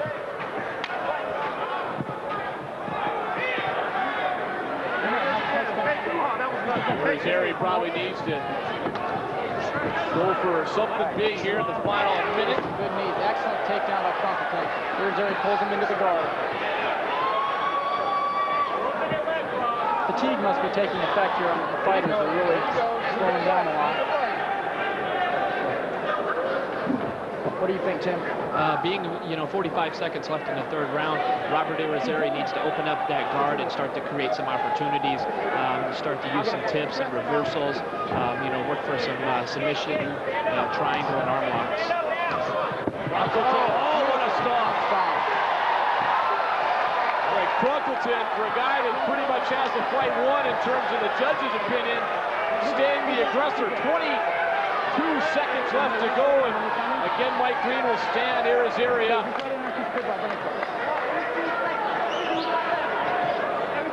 Irizarry on the left, he needs a miracle now, and Crumpleton with a knee. They go into the cage. And just a couple seconds away from the end of this fight, and there it is, it's over. Mike Green jumps in and separates the two, Crumpleton and Irizarry. There you see Richard Crumpleton, a 20-year-old from New Smyrna Beach, Florida. And guys, what a great fight. I mean, not only from a technical standpoint, but just a cerebral standpoint as well. This guy fought with his head as much as he fought. Absolutely. When you see these kids getting in here at 18 and 20 years old, we know they have a bright future in NHB. What do you think, Tim? Yes, actually, I mean, both fighters showed a lot of heart, and I was really impressed with Richard Crumpleton. I think one of his best attributes were his takedowns. So I look forward, to seeing him again in the future. We'll go get the official announcement from T.J. Thompson coming up as the two fighters come to the center of the ring, and it didn't take long for the decision to be made. Let's head to the ring, and T.J. Thompson with the announcement on the winner of this fight. Ladies and gentlemen, we have a unanimous decision. The winner from New Smyrna Beach, Florida, Richard Crumpleton. So Richard Crumpleton, the winner, and a unanimous decision. Guys, I would assume you agree. It seemed as if it was Crumpleton's fight really from the start. Absolutely. Yes, absolutely as well. These two guys put on quite a show, though, for the fans in Augusta, Georgia. They make their way on the ring. Let's take a look at some of the highlights from this fight. Jake, here comes that foot stomp. That was excellent. Got a little grab on the fence there, but in the heat of battle, what do the fighters do? We've also seen that foot stomp by one of the previous rival superstars, Pele, against Pat Miletich in Rome, Georgia. We saw that same technique applied.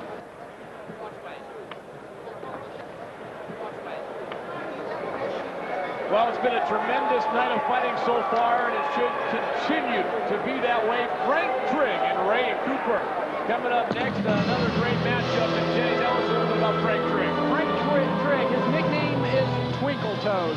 His fighting style is wrestling, boxing, judo, jiu-jitsu, and kickboxing. He's got great no-holds-barred experience. He's an assistant wrestling coach at the University of Oklahoma, and he's defeated many highly regarded names in no-holds-barred. This guy is representing the Raw team and an excellent fighter. Twinkle Toes. You call him that? I'm not calling him that. I would not call him Twinkle Toes, but perhaps that means he's light on his feet. That's right. I'll tell you what, Frank, when you watch the tapes later, that was Jay calling you Twinkle Toes. Tim, tell us a little bit about his style. He's a well-rounded fighter, as Jay mentioned, with all the different types of disciplines that he brings into this ring. His primary style is wrestling, and he has a very strong camp being the Raw team. And that Raw team and that strong camp is something he feels very good about heading into this fight. Well, Rico, when he was in the corner, he says something. I'm listening. I'm keying into him the whole fight. He says throw a left, I throw a left. I mean, don't worry about where it's going to hit or where I just throw it, boom. He says knee down, my knee goes down. He says, circle right, I circle right. He just knows. Which makes it real easy for us because the language barrier. There's absolutely no language barrier at all. I mean, I can absolutely understand everything he's talking about, so it makes it real smooth. So having a good corner guy is absolutely important, especially if you're new to the game, you don't pay attention to it too much.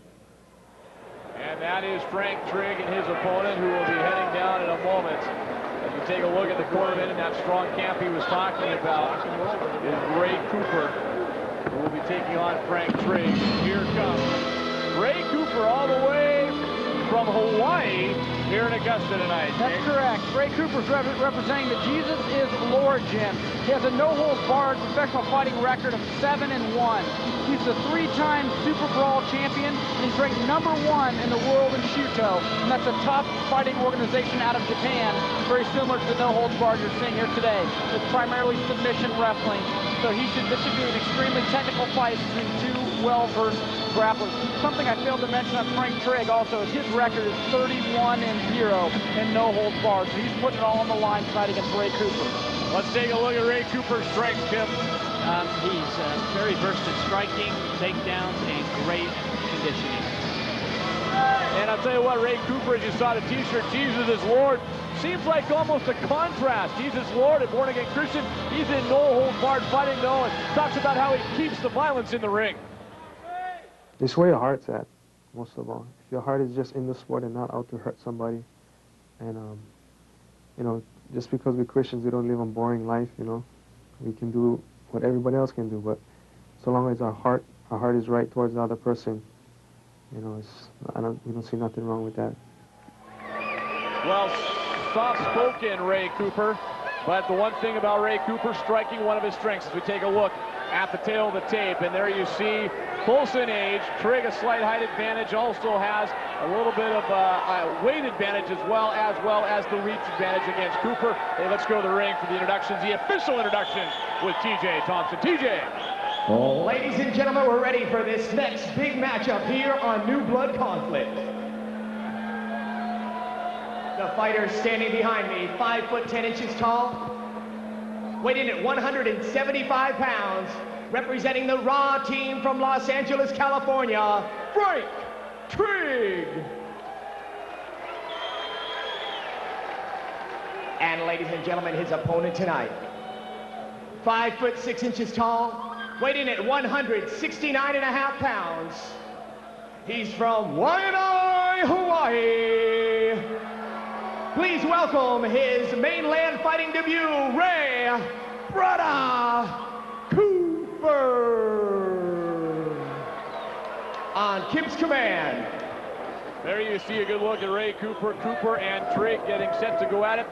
These will be 3 5-minute rounds. That was at the request of the two fighters. They want to go long. They want to put on a show. So there you go. 3 5-minute rounds. Let's fight. Kip Kolar brings him to the center of the ring, and there you go. Top of your screen is Frank Trigg, Ray Cooper on the left as Cooper takes down Trigg early on.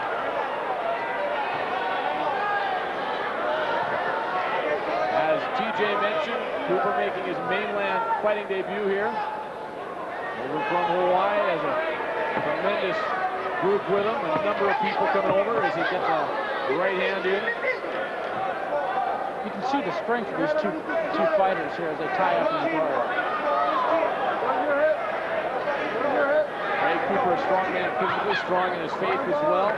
Trains in a gym called Jesus is Lord Gym. Looks like he's trying to do a guard pass. Got a hold of the ankles. Looks like Frank Trigg may have a triangle. No, he slid out. Now Ray Cooper's in the side mount. He's going to want to maintain that position. Looks like he's stacking him up, driving his head into the chest. You can see Trigg trying to work a submission here. It looks like he's got an arm trap, trying to get a leg over the head, but he's not going to get it. They fall into the half guard here, both fighters working. Early on in this fight, again, 5-minute rounds. Keep working, guys. These guys will see Ray Cooper putting the forearm up there, trying to work down as Trigg hangs on tight over the shoulders to keep him from creating space. If Cooper's able to create that space, he can start delivering some strikes. You can see him working the forearm on the head again. Inside of the picture, you saw a couple right hands, too, with your body of Trigg. Ray Cooper puts that left leg up and tries to pry free. Just relax on the fix this back in the corner. Jamie, give me some tape right on the ground. I know, give me some tape. It's right on the ground, right behind you. Delay here. I'm not sure what that is for the mouth guard. Jim, what's your outlook on these two fighters tonight? Actually, I was real surprised to see Ray Cooper taking down Frank Trigg. From what it seemed like, it looked like Cooper had the advantage there, and Frank Trigg had no recourse but to fall to his back. And then it was interesting seeing the guard of a wrestler I know Frank Trigg has trained with some purple belts under the Machado, so you know there is some Brazilian Jiu-Jitsu influence there. Wonderful upper body throw by Frank Trigg right into the side mount. Ray Cooper's going to try and drive that knee in and try and get to the guard position. Your leg with his arm. Put your leg on his arm. Frank Trigg, formerly assistant wrestling coach at Oklahoma. Knows something about fighting. Grew up with his 6 brothers. Fighting out a little bit growing up in his household. Ray Cooper. You can see Ray slink right into that guard from the side mount. Trigg should have held that side mount a little longer and tried to work some strikes across the mount. Hey, watch your arms right now. He's stacking the guard up, trying to capture the arm. There's the corner for Frank Trigg. Elbow to the thigh. Talked about his strong camp. Put him up against the Urging him on. You can hear him in the background. Look at that arm bar. You can see if he gets that right leg over, Trigg may be in trouble, but he didn't get it. Nice submission attempt, though, by Ray Cooper. Looks like he's trying to work the leg over again. He's got an arm. But Trigg's able to get out of it. I don't think you'll see Ray Cooper submit Frank Trigg with the arm bar. Big right hand by Cooper. And Cooper raining blows on Trigg. And now a couple forward. It's another. He's trying to work that leg off. So you can both fighters. Here's a heel hook. There's a heel hook. Both fighters are slick though from the sweat. He may not have it. But Trigg needs to roll away from that, but he's standing into it. Excellent demonstration of strength by Frank Trigg to work his way out of that. Boy, Frank Trigg, he looked like he was in all kinds of trouble. Took a number of strikes from Cooper. Able to work out of it. Now it's Trigg back on top of Cooper in the guard. Frank Trigg has a knack for staying out of submissions. You know, he fought over in Japan in the fight organization against Fabiano Iha, and he was put into a triangle as well as an arm architect and was able to avoid those. So, you know, he seems to, keep his cool under pressure. Long rounds, 5-minute rounds, as you see on your screen, and inside of a minute to go in that first round. So Ray Cooper's addressed on those submission attempts, didn't he? He didn't have that arm tight enough to through the leg over. But Trigg's in a good position here with that side mount. Let's see what he does with it. Oh, excellent knee to the head for Frank Trigg.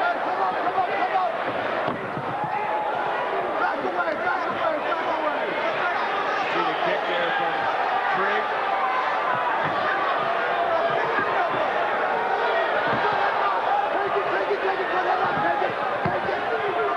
Ray Cooper better watch those knees of Frank Trigg. If he can deliver that space, then Cooper falls back to the guard. Oh, excellent stop by Frank Trigg. Looks like he's going to let him off. He's content fighting up. He's got a boxing background and a good kickboxing background. So he's probably going to do some striking now. 5 seconds left in the round. They're going to do something. They're going to have to do it in a hurry. As a kick from Cooper, and that'll do it for the end of the first round. An entertaining first round as well. A back-and-forth first round, guys, and a very close first round, I would assume. Yeah, I'd probably give the edge to Ray Cooper because he had a couple of submission attempts. He had a couple close. He also was a little bit, with the flurry, he had some excellent strikes. Frank Trigg, however, ended the round strongly with that kick, so at the end it was a close round. You can see here where he's trying to work that arm. He throws that leg over and puts the head in. And you can see Trigg grab his own arm, trying to prevent the arm bar. The leg slipped off the head, and he didn't have anything. He's working towards the back, but Frank Trigg stood up. Frank Trigg delivers a couple nice punches and then a knee. These guys are warriors. And right there is where we thought perhaps Trigg was in trouble. Boy, a number of strikes there by Ray Cooper, but Trigg was able to roll out and get out of that problem. It seemed like Trigg was really concentrating on grabbing that left leg of Ray Cooper to try and work a leg submission. Tim, do you agree? Was it Cooper's round slightly? Oh yeah, most definitely it was Cooper's round. I was I was real interested in watching. I see a lot of Brazilian Jiu-Jitsu influence and flavor in Frank Trigg's style, and that's interesting. I didn't see that a couple years ago. Ready? Let's fight! Here we go, second round, second of 3 5-minute rounds. Again, Cooper near to you. They go right into the cage down below, our photographer. In the corner, getting some great shots for you tonight here in Augusta, Georgia. You can see the strength of Frank Trigg as he just pulls him off the fence and throws him down. He just bullied him down, didn't he? Absolutely. All muscled in. Now it's Trigg on top again. Looks like Ray Cooper's trying to talk to his corner a little bit while he lays there. How much are these guys going to talk to their corners? How much can they get from a corner in the middle of a fight? I would say quite a bit. I think if the fighters are laying there, a lot of times they're concentrating on surviving. Maybe there's something an outside person can see that they don't. You can see Triggs delivering some excellent strikes here. Cooper's going to need to extend that guard and turn those knees in to push him back to protect his face. Because Trigg is just nailing him with unanswered blows. Unable to do that so far, though. It's all Trigg here in the early part of the second round. Another excellent left hand. What Cooper needs to do is open his guard and put the feet in his Frank Trigg's hips and push him away, you know. In a Vale Tudo fight, it's always better to fight open guard versus closed guard. You want to create that distance, push him off, and get him away from you. They continue to tie up, but this second round, barely so far, all Trigg. So Frank Trigg's trying to grab that right arm of Ray Cooper so he can deliver elbows with his left hand. Ray Cooper's going to try and work it free.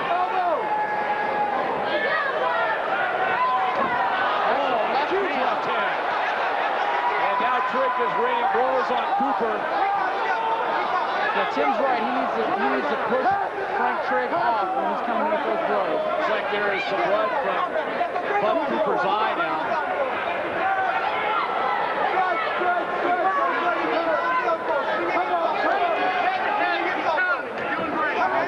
Frank Trigg has taken over with a number of tremendous strikes here in the second round. We're not even halfway through this 5-minute marathon in the second round. That made me out. It looked like for a second he was out. It did. I think that certainly stunned him at the very least. Yeah, you and I are both looking at it. It looked like Cooper was out cold for a second, but he's still... That's an excellent technique, the way Trigg takes his sweaty palm across the forehead and drops it to an elbow. Oh, another right hand that time by Frank Trigg. One thing about Ray Cooper is that you never want to count him out. You know, he has a lot of Hawaiian pride. There's a lot of deep roots that run with him and the Jesus is Lord team. And, Ray Cooper is not one that you want to count out early. Ray Cooper probably trying to take down all his faith is needed right now because he has really been in trouble with him since the early part of the second round. Tim, isn't it amazing how you can have the fighter looks like two different people between round 1 and round 2 the way they come out. Oh, that's it. It's over. It is over just like that. Ray Cooper has said enough, and that is it. Frank Trigg comes up with the win. Ray Cooper on his back. He'll get back up, I think, as much as anything, maybe fatigued there, guys, but it is Frank Trigg with the win. The elbow certainly had something to do with it. That had to really shatter his confidence there when he's taking those right above the head. Good look at Frank Trigg right there, the 28-year-old from Los Angeles, California. Able to beat Ray Cooper. The ring doctor's examining Ray Cooper there. So Ray Cooper, Frank Trigg ends in the second round, and we'll get TJ in there to give us the official decision in a second. Cooper and Trigg, some nice sportsmanship after it's all said and done. And let's get the official word from TJ. TJ. The official time.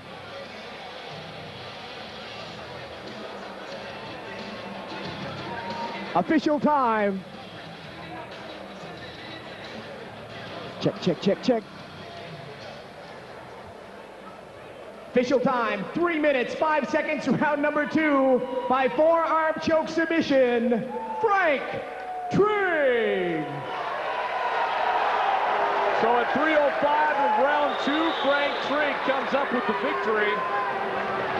And Trigg with a forearm choke, and as you were talking about right before it ended, I mean, seconds before it ended, almost 2 different fights from round 1 to round 2.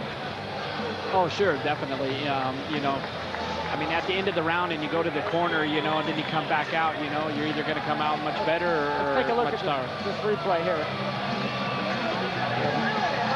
Now this is when he took the elbow. That's what we thought it might have been done. That was earlier in the fight in the second round, and then here is the finish. Looks like a smother he's trying to work there. They called it a forearm choke, and I guess that's it right there. You see the forearm. And there's a tap.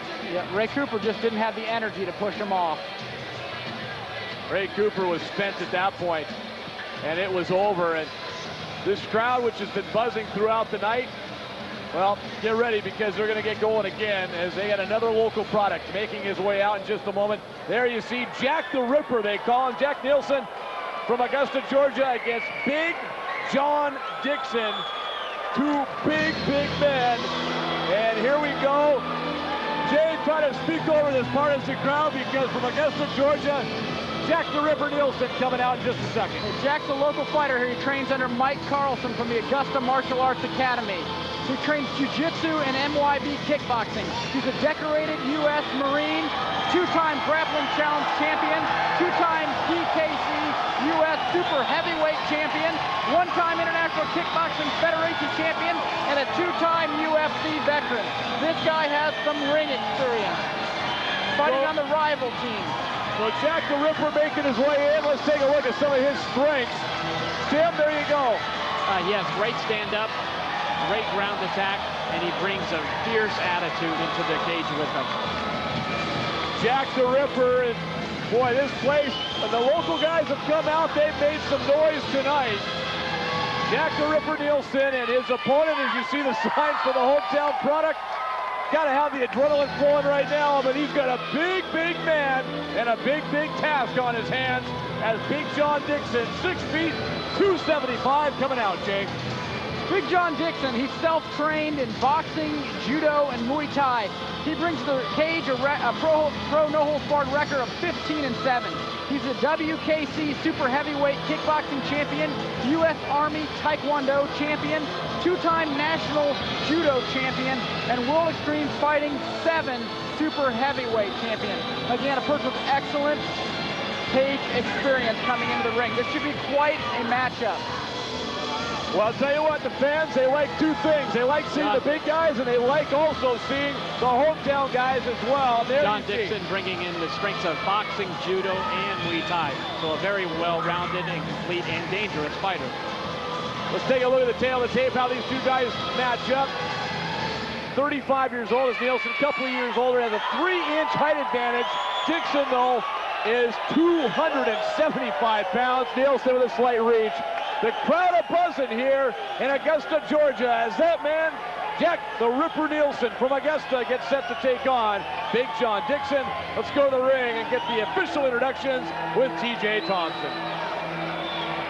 Ladies and gentlemen, the next bout in the heavyweight division. The fighter standing behind me, 6 foot 3 inches tall, weighed in at 225 pounds. From right here in Augusta, Georgia, let's hear it for Jack the Ripper Nielsen.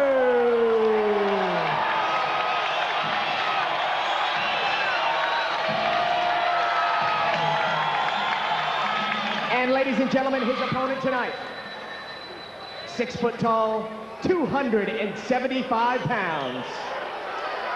From Biloxi, Mississippi, Big John Dixon. On Kip's command. Well, certainly safe to say a partisan crowd. Only in the Southeastern Conference country would you get a guy from Mississippi booed, but it's Ole Miss against Georgia, Augusta against Biloxi, and here we go. And there you take a good look at Jack the Ripper and some nice sportsmanship, and here we go, guys. Two big men. Jack's going to be quite a striker on his feet here. He's got very quick hands and excellent leg kicks. Back to 4-minute rounds. Big John Dixon showing his quickness, even though he's 270 pounds there with these kicks. Just missed with a big left kick.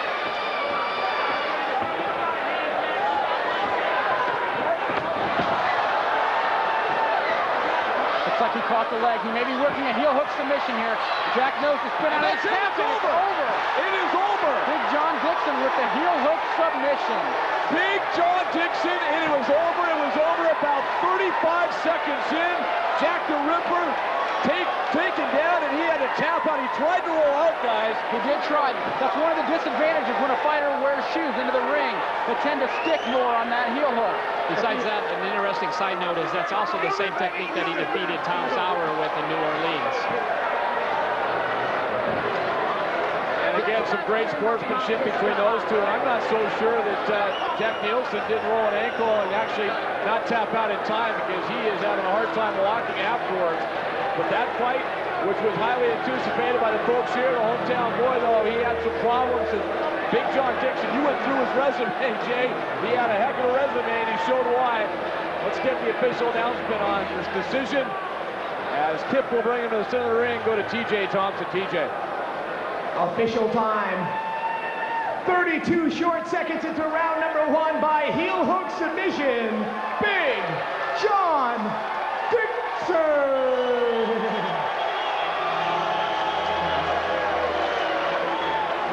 So Big John Dixon the win, 32 seconds in.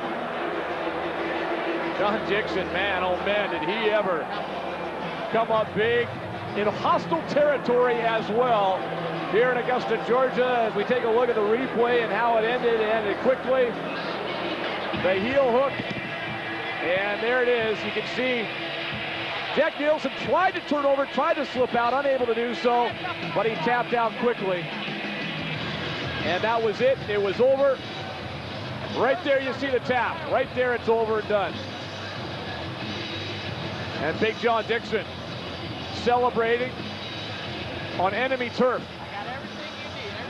A U.S. Army Taekwondo champion and two-time national judo champion comes up big with the victory. Well, coming up next, we jump up. If the fights haven't been good enough, we have 2 fights they are calling the super fights tonight, including this one, Tommy Sauer and Vladimir Matychenko. As Tommy Sauer makes his way to the ring, this is a highly anticipated fight, a fight a lot of people have been talking about. There's some bad blood between the two camps, we're told. But Tom Sauer making his way to the ring, Jay. Tom Sauer's fighting for a team rival. He's coming off of several big wins, including Rings Russia and Rings USA. He's extremely athletic. He's an excellent wrestling background, an all-American wrestler, and an excellent striker. He's beaten his last couple opponents. And I'll tell you what, tell us a little bit, we'll talk more about Tom Sauer in a second, because Jay mentioned it, his right hand is a big key. Tom Sauer. And I thought the one point that I could exploit on everybody today, studying everybody's tapes, is that straight right. Everybody gets hit by the straight right because they're so used to doing the Muay Thai and throwing haymakers. You watch the UFC, you see Waterman, all them guys. They're not throwing straight rights, and straight right is paydays. Right hand, and his opponent coming out in a second is going to be Vladimir Matychenko. As Tom Sauer gets in there, and here comes his opponent for tonight's super fight, Vladimir Matychenko, Jay. Vladimir's background is wrestling. He's a member of Team Raw. He has a professional, no-holds-barred fighting record of 9-1. He's a Russian national freestyle wrestling team member, 1996 to 97, U.S. National JC Wrestling Champion, the IBC 5 Tournament Champion. They call this man the janitor because he has a reputation for wiping the mat with his opponent. Take a look at some of the strengths, Tim, of Vladimir Matychenko. Vladimir brings in his very athletic attributes. He's very athletic. He's a great wrestler, as Jay had mentioned, as well. He's a good striker with good boxing hands. All right, there you see Vladimir Matychenko. Let's see how these two guys match up head-to-head. Our tail of the tape. And there you see it. Both are 29 years old. Both are 6 feet tall. Sauer, 12, about 11.5 pounds heavier. And Matychenko, a slight reach advantage of 1 inch. And let's go to the ring. And TJ, introduce these two fighters.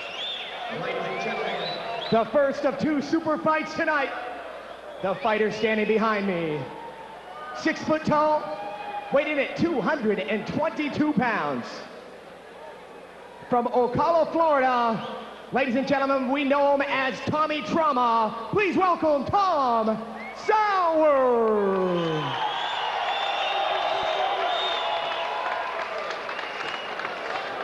And ladies and gentlemen, his opponent tonight, 6 foot tall, 210.5 pounds.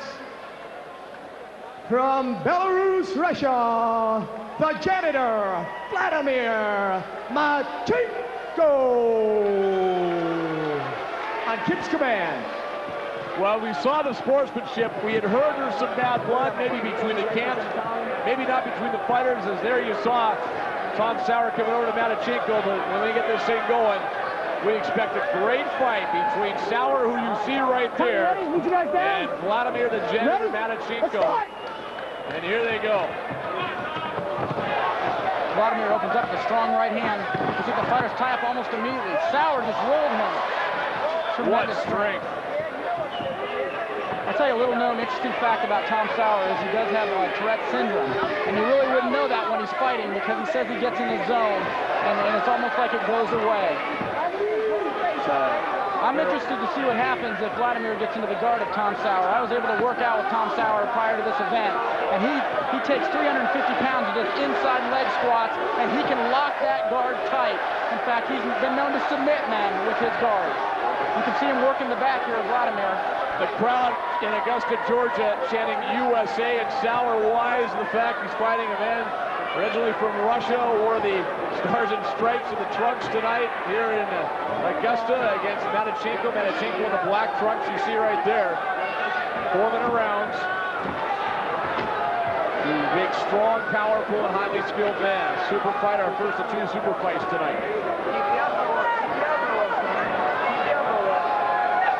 Vladimir is very content with the half guard. A lot of his fights that he's had in the past with Kinji Kawaguchi in Japan and some of the other fighters, John Marsh and Vernon Tiger White, he's very content with the side mount. He looks for striking and key locks from that position. So I'm not sure if we'll see him advance to a mount. Looks like Vladimir's trying to trap that right arm with his knee.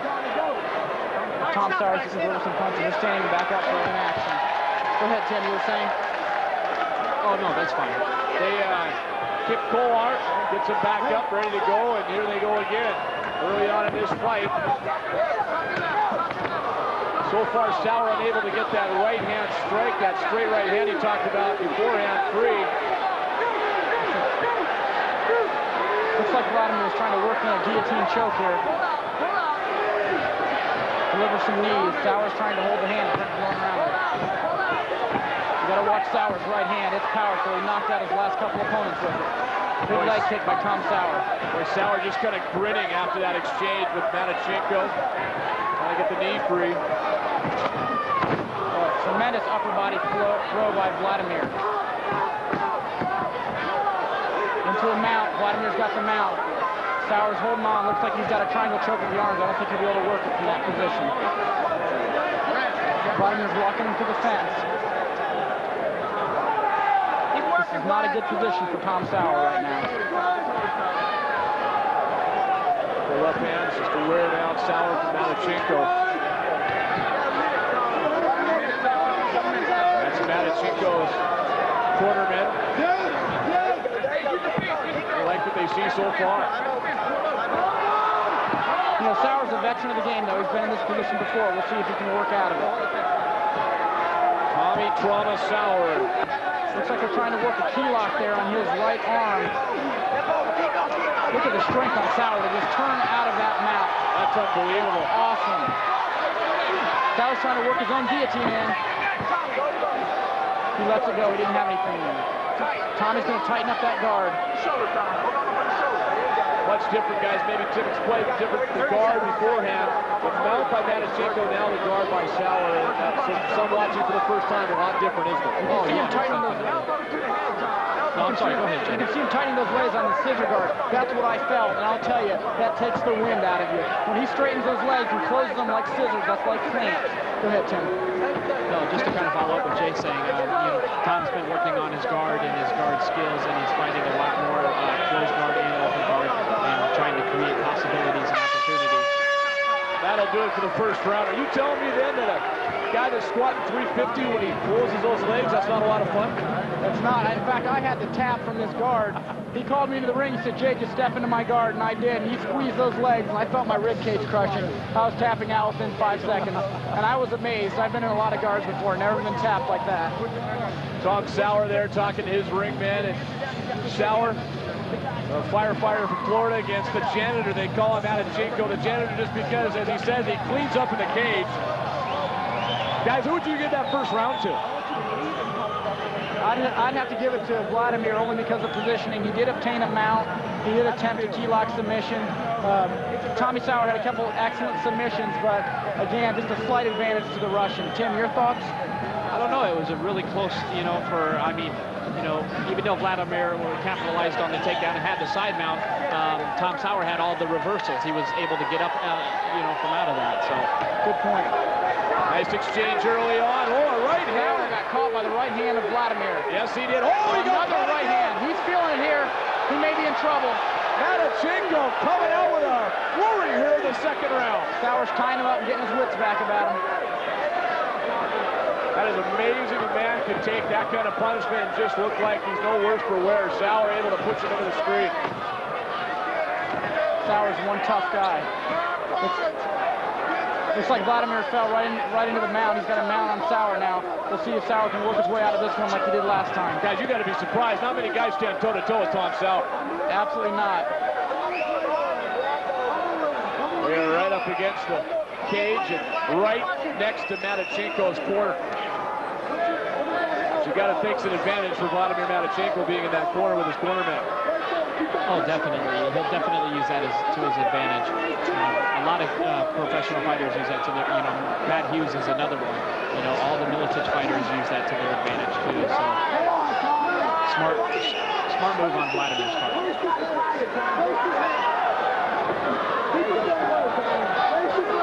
You can see Vladimir going high on the guard, putting his knees right in the armpits of Sauer to prevent a roll. One of the things that Tom Sauer is doing that he probably shouldn't is hugging him that high up, because that allows Vladimir to slide his knees up underneath the armpits and strike. So that's not a good technique on Tom's part. Guys, you can see the blood coming out of Tom Sauer's, looks like around his eyes. He must have sustained some heavy damage early on in this round. Matachenko again. Shots to the back of the head. Tim, what do you think Tom Sauer needs to do from this position to survive? He needs to bump up on one side, on possibly his right hip, and push the right, push both arms down at Vladimir's left knee, and bump up and try to escape the leg out and get a half guard. Looks like Kip's standing him up. Kip's standing him up and also taking a look at the cut underneath Sauer's eye. Doctor may be checking him. Knowing Tom Sauer, he's going to still want to fight. Looks like they're now going to take a look at it. The doctor, I would assume, will come in and see if he can continue.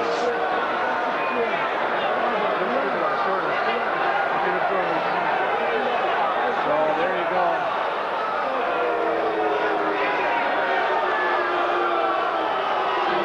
Is that it? Looks like the doctor's not going to let it continue. Tom Sauer's very upset. He's going to throw his mouthpiece.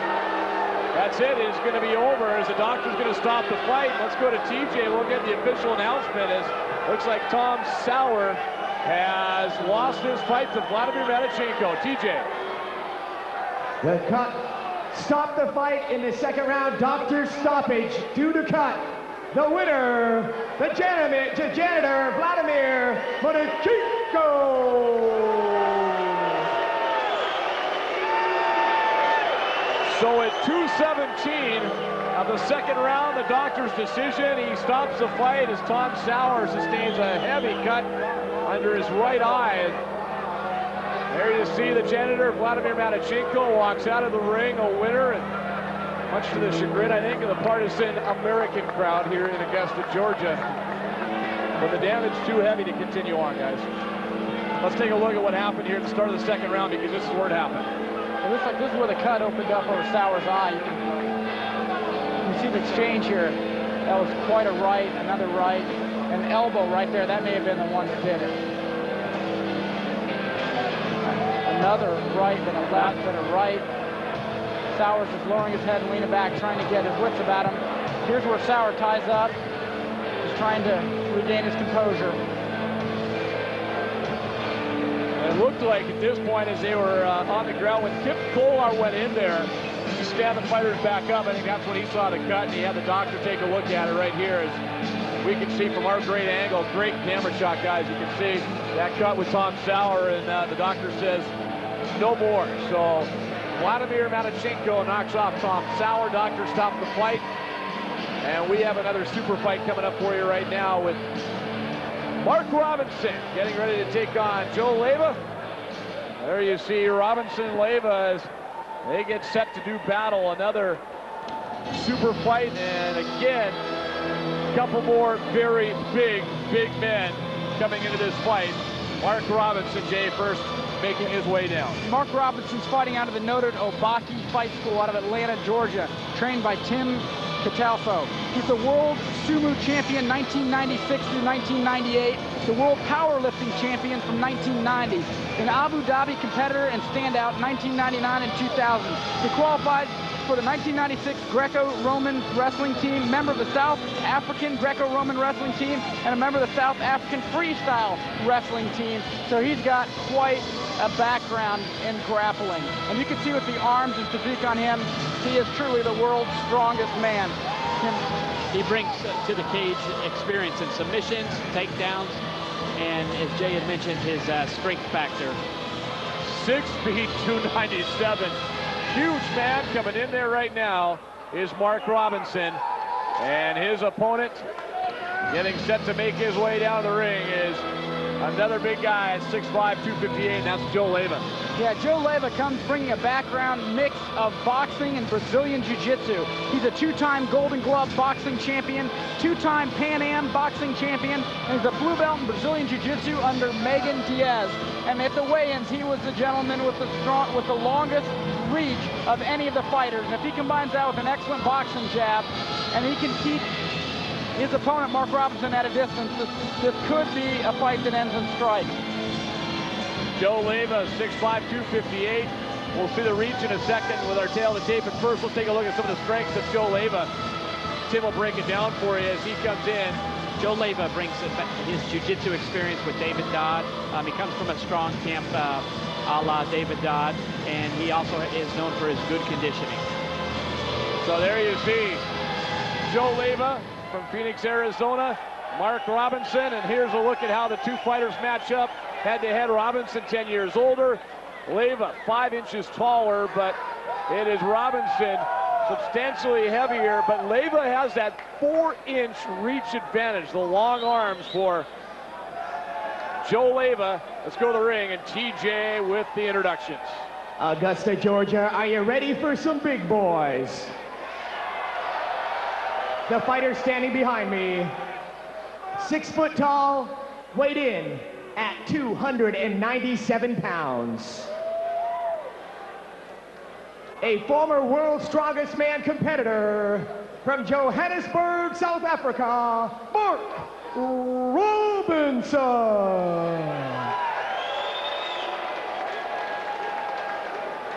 And ladies and gentlemen, his opponent tonight, 6 foot 5 inches tall, 258 pounds, from Phoenix, Arizona, Joe Leyva. On Kim's command. Well, they like the big guys, and here are two more big men. Leyva, again, will have that huge reach advantage, but the strength goes to Robinson. We'll see what comes out on top. Ready, Mark? Our second super fight of the night. Kip Polar brings to the ring, and here we go. Some sportsmanship right off the mat. Leyva on the left, Robinson on the right. You can see Leyva's already throwing the jab, using his boxing background, trying to keep the big man away. The big man able to get in close.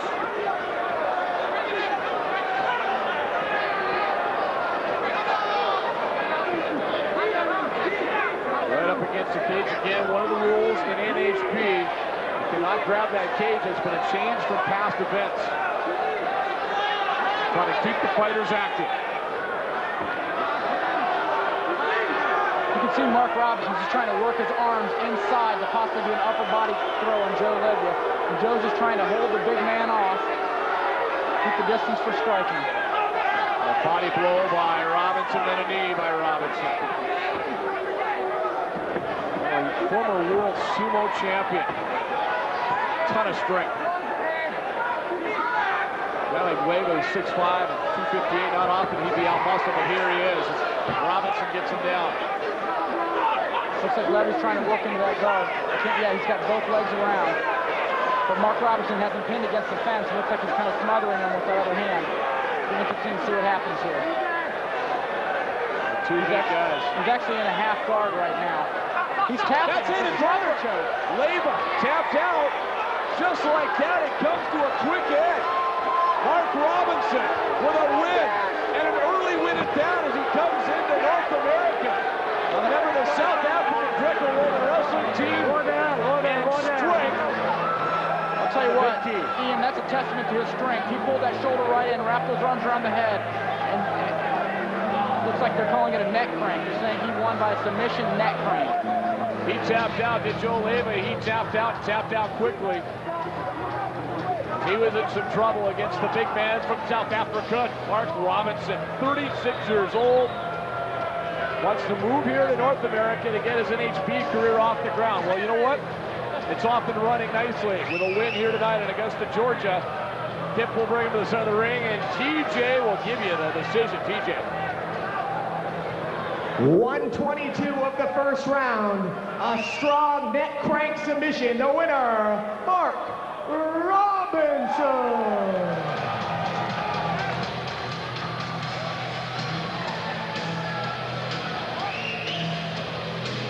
So Mark Robinson with the victory, and here it is, guys. Here's how it ended up. It looks like he did get a neck crank. He's wrapping his arms around the back of the head. It's a quick tap out. It was over in a hurry. Joe Leyva getting beat by that man, Mark Robinson. Talked about his powerlifting skills. You can see right there. That is a big, thick man. Well, ladies and gentlemen, we've had a heck of a night of fighting so far. It has been a tremendous evening in Augusta. Great crowd, phenomenal atmosphere. Now we crank it up a notch, if that's at all possible. Here it is, our featured event of the evening.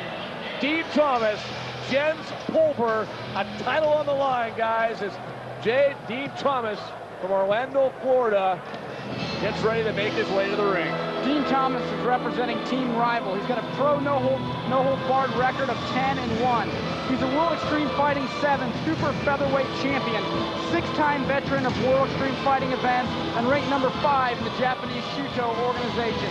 I also had an opportunity to roll with this guy prior to tonight's event, and he's 155 pounds and excellent in submissions.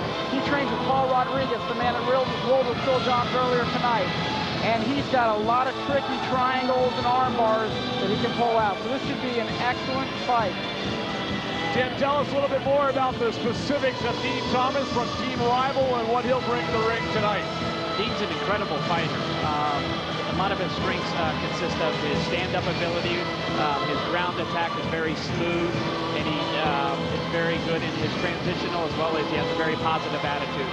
Well, Dean Thomas comes into our featured matchup, and he feels as if he's not getting a lot of respect from Jens Pulver in the Pulver camp.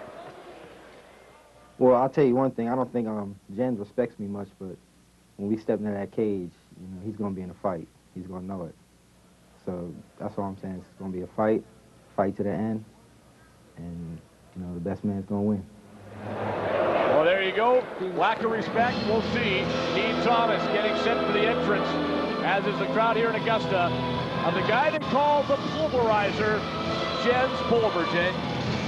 Jens Pulver trains under Pat Miletik's MFS fighting system, which combines Brazilian Jiu-Jitsu, freestyle wrestling, Muay Thai boxing, and boxing. He has a no-hold-barred fighting record of 16-1-1.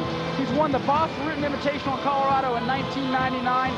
He's extensive wrestling background. He competed at the JC level, and he's a 2-time All-American. He's 2-time World Extreme Fighting veteran and a 2-time UFC veteran. This should be an excellent fight. He has quick hands, and he throws heavy leather. Let's break down some more of his specifics as we see the Pulverizer, Jim. Jens Pulver is known for his left hand, excellent left hook. He's known for his conditioning, what we call him the Energizer Bunny, at our gym. I'm a fellow stablemate of his, as well as his wrestling experience. Well, I'll tell you what, with Jens Pulver, this is a guy that he's talking about whether or not this fight will even go the distance. It's not going to be till the end. It's not going to make a decision, at least through me. One of us is going to drop, and that's the way I've been training. I've been doing 5 times the amount of sprints. I've been working 5 times as hard on endurance. I've upped the level as far as intensity. Constant, non-stop. I was real disappointed in my last fight with Jahawk. If Din will let me get my hands on him, then I want to stay in close and pummel with him, grapple with him, and like I said before, make him carry me 18 minutes if he can. Let's take a quick look at how these two match up. The tail of the tape with Pulver and Dean Thomas. There you see a slight difference in age. Thomas 3 inches taller, height, or rather weight nearly the same. The reach though, Thomas, I'll tell you what, it's got a huge advantage. This is for the belt. This is our main event. This is our feature fight. It has been an unbelievable night in Augusta, Georgia. Our title is on the line. TJ, this crowd's been phenomenal. Let's get it going. Ladies and gentlemen, Augusta, Georgia. Rival Fight Gear, in association with Jamie Levine, are presenting this World Super Lightweight title. This will be sanctioned by the International Sport Combat Federation. Mike Carlson, representative at ringside. Augusta, Georgia, are you ready? Augusta, Georgia, and those viewing around the world, are you ready?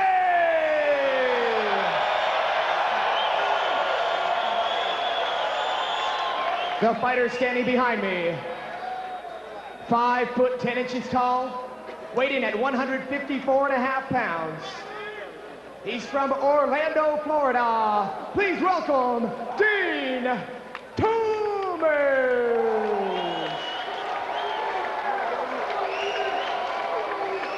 And ladies and gentlemen, his opponent in this World Super Lightweight battle, 5 foot 7 inches tall, 155 pounds, from Davenport, Iowa, the pulverizer, Jens Pulver.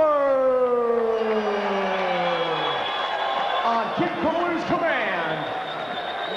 Well, the International Sports Combat Federation, the ISCF, World Super Lightweight title rather, on the line. Pulver and Dean Thomas getting set to go at it. Our featured fight, our main event of the evening for the title. The belt is here. It's on the line.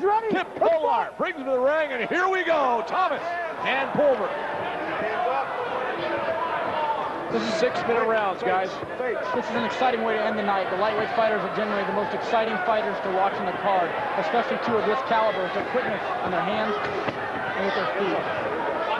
Solid kick there from Pulver. Pulver on the right, Thomas on your left. You can see Pulver's kind of stalking. He's kind of closing the distance, trying to get in there, and he's keeping that left hook back. For Jens to be effective, he needs to close that distance with Dean, just like that. That's where Jens is going to be stronger at. Because he's taking Dean's reach and power away from him. Both fighters talked about the fact they didn't think this thing would go the distance. Over and Thomas. Oh! He tried to jump into a triangle there. That was close. He's trying to work Jens Pulver into his goal. Pulver's trying to stand out and throw that left.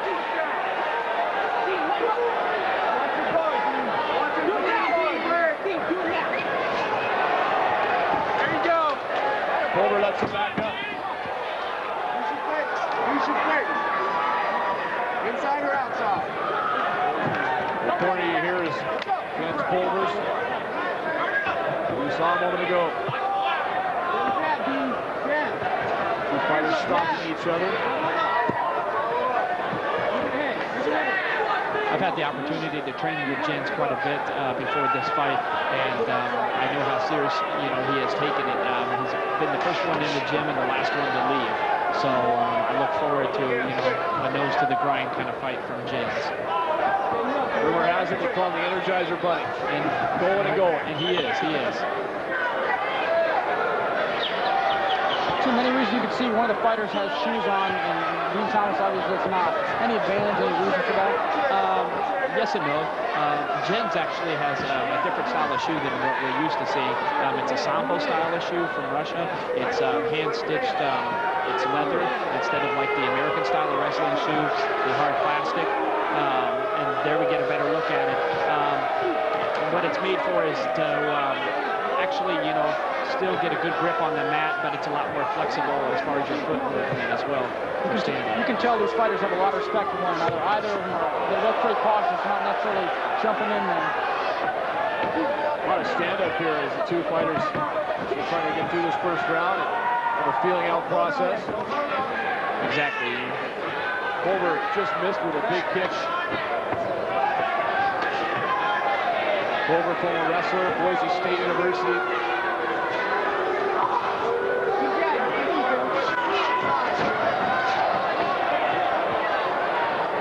Resembling more of a boxing match right now between these two. Something we haven't seen a lot of tonight.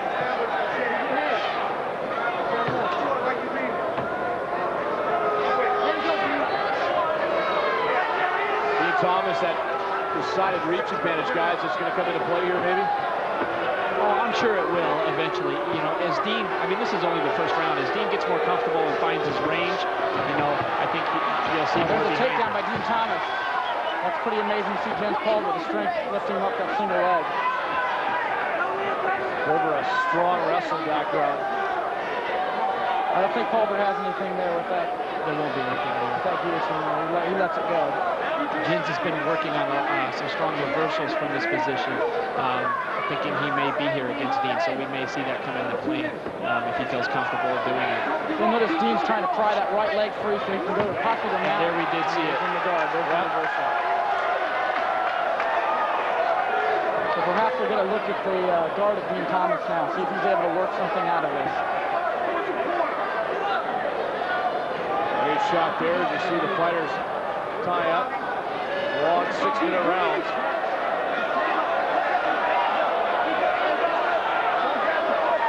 Pulver setting him up for something here.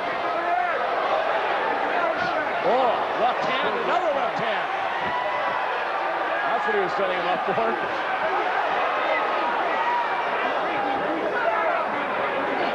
Dean working in open guard, keeping his knees, you know, up there in the chest of Jens, making it uncomfortable.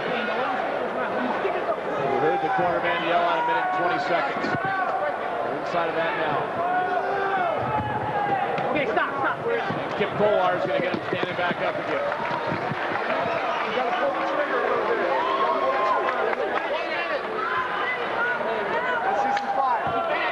Here you see Pat Miletich talking to his fighter, trying to get him to be a little more aggressive on the stand-up. Thomas and Pulver now. Featured fight and two of the top lightweights in the world. Most would say the top two. I'll tell you, Pulver's got some good kicks. He's thrown a couple high kicks and a couple leg kicks. Perhaps I use those just a little more. We've come inside a half a minute. Neither fighter wanting to make a mistake as Thomas trying to use that reach advantage. These 6-minute rounds in the title fight are the longest rounds of the night. So. Oh, just missing with an uppercut was Thomas. Pretty good knee there by Pulver. I don't think that much Thomas hurt. The final seconds of the first round. Scheduled 3-rounder, and that'll do it. The first round is in the books. Guys, you know, if nothing else, a lot of respect shown between the two fighters in that first round. Nobody wanted to make a mistake in that first round. No, exactly. That's a good point, too.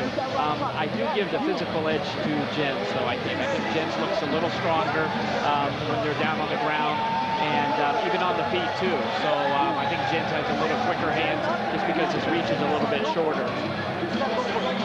Thomas just missed with that uppercut, and watch the counter here by Pulver. Both fighters coming close in the waning seconds to landing the big bomb, but neither one can do it. There you see team rival in the corner. Rodriguez and Saunders from earlier tonight. Dean Thomas, Jens Pulver.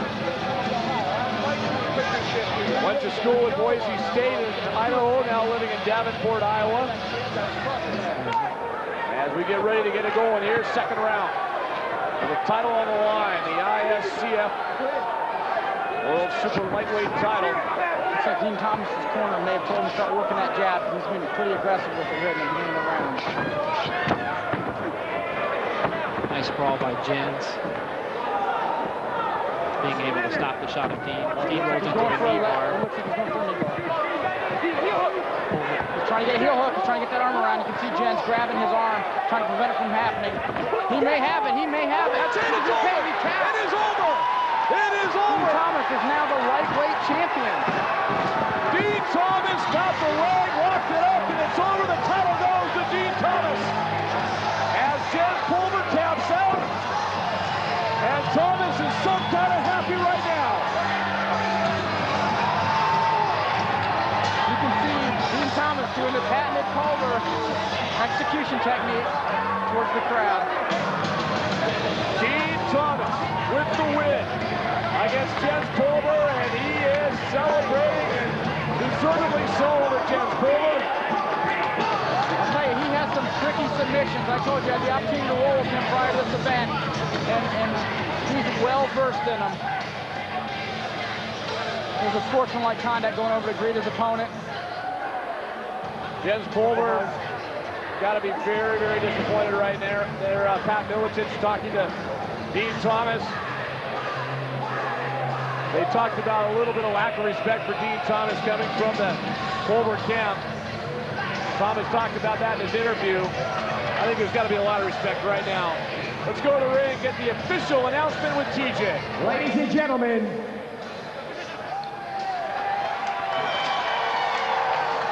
the official time, 33 seconds, round number 1.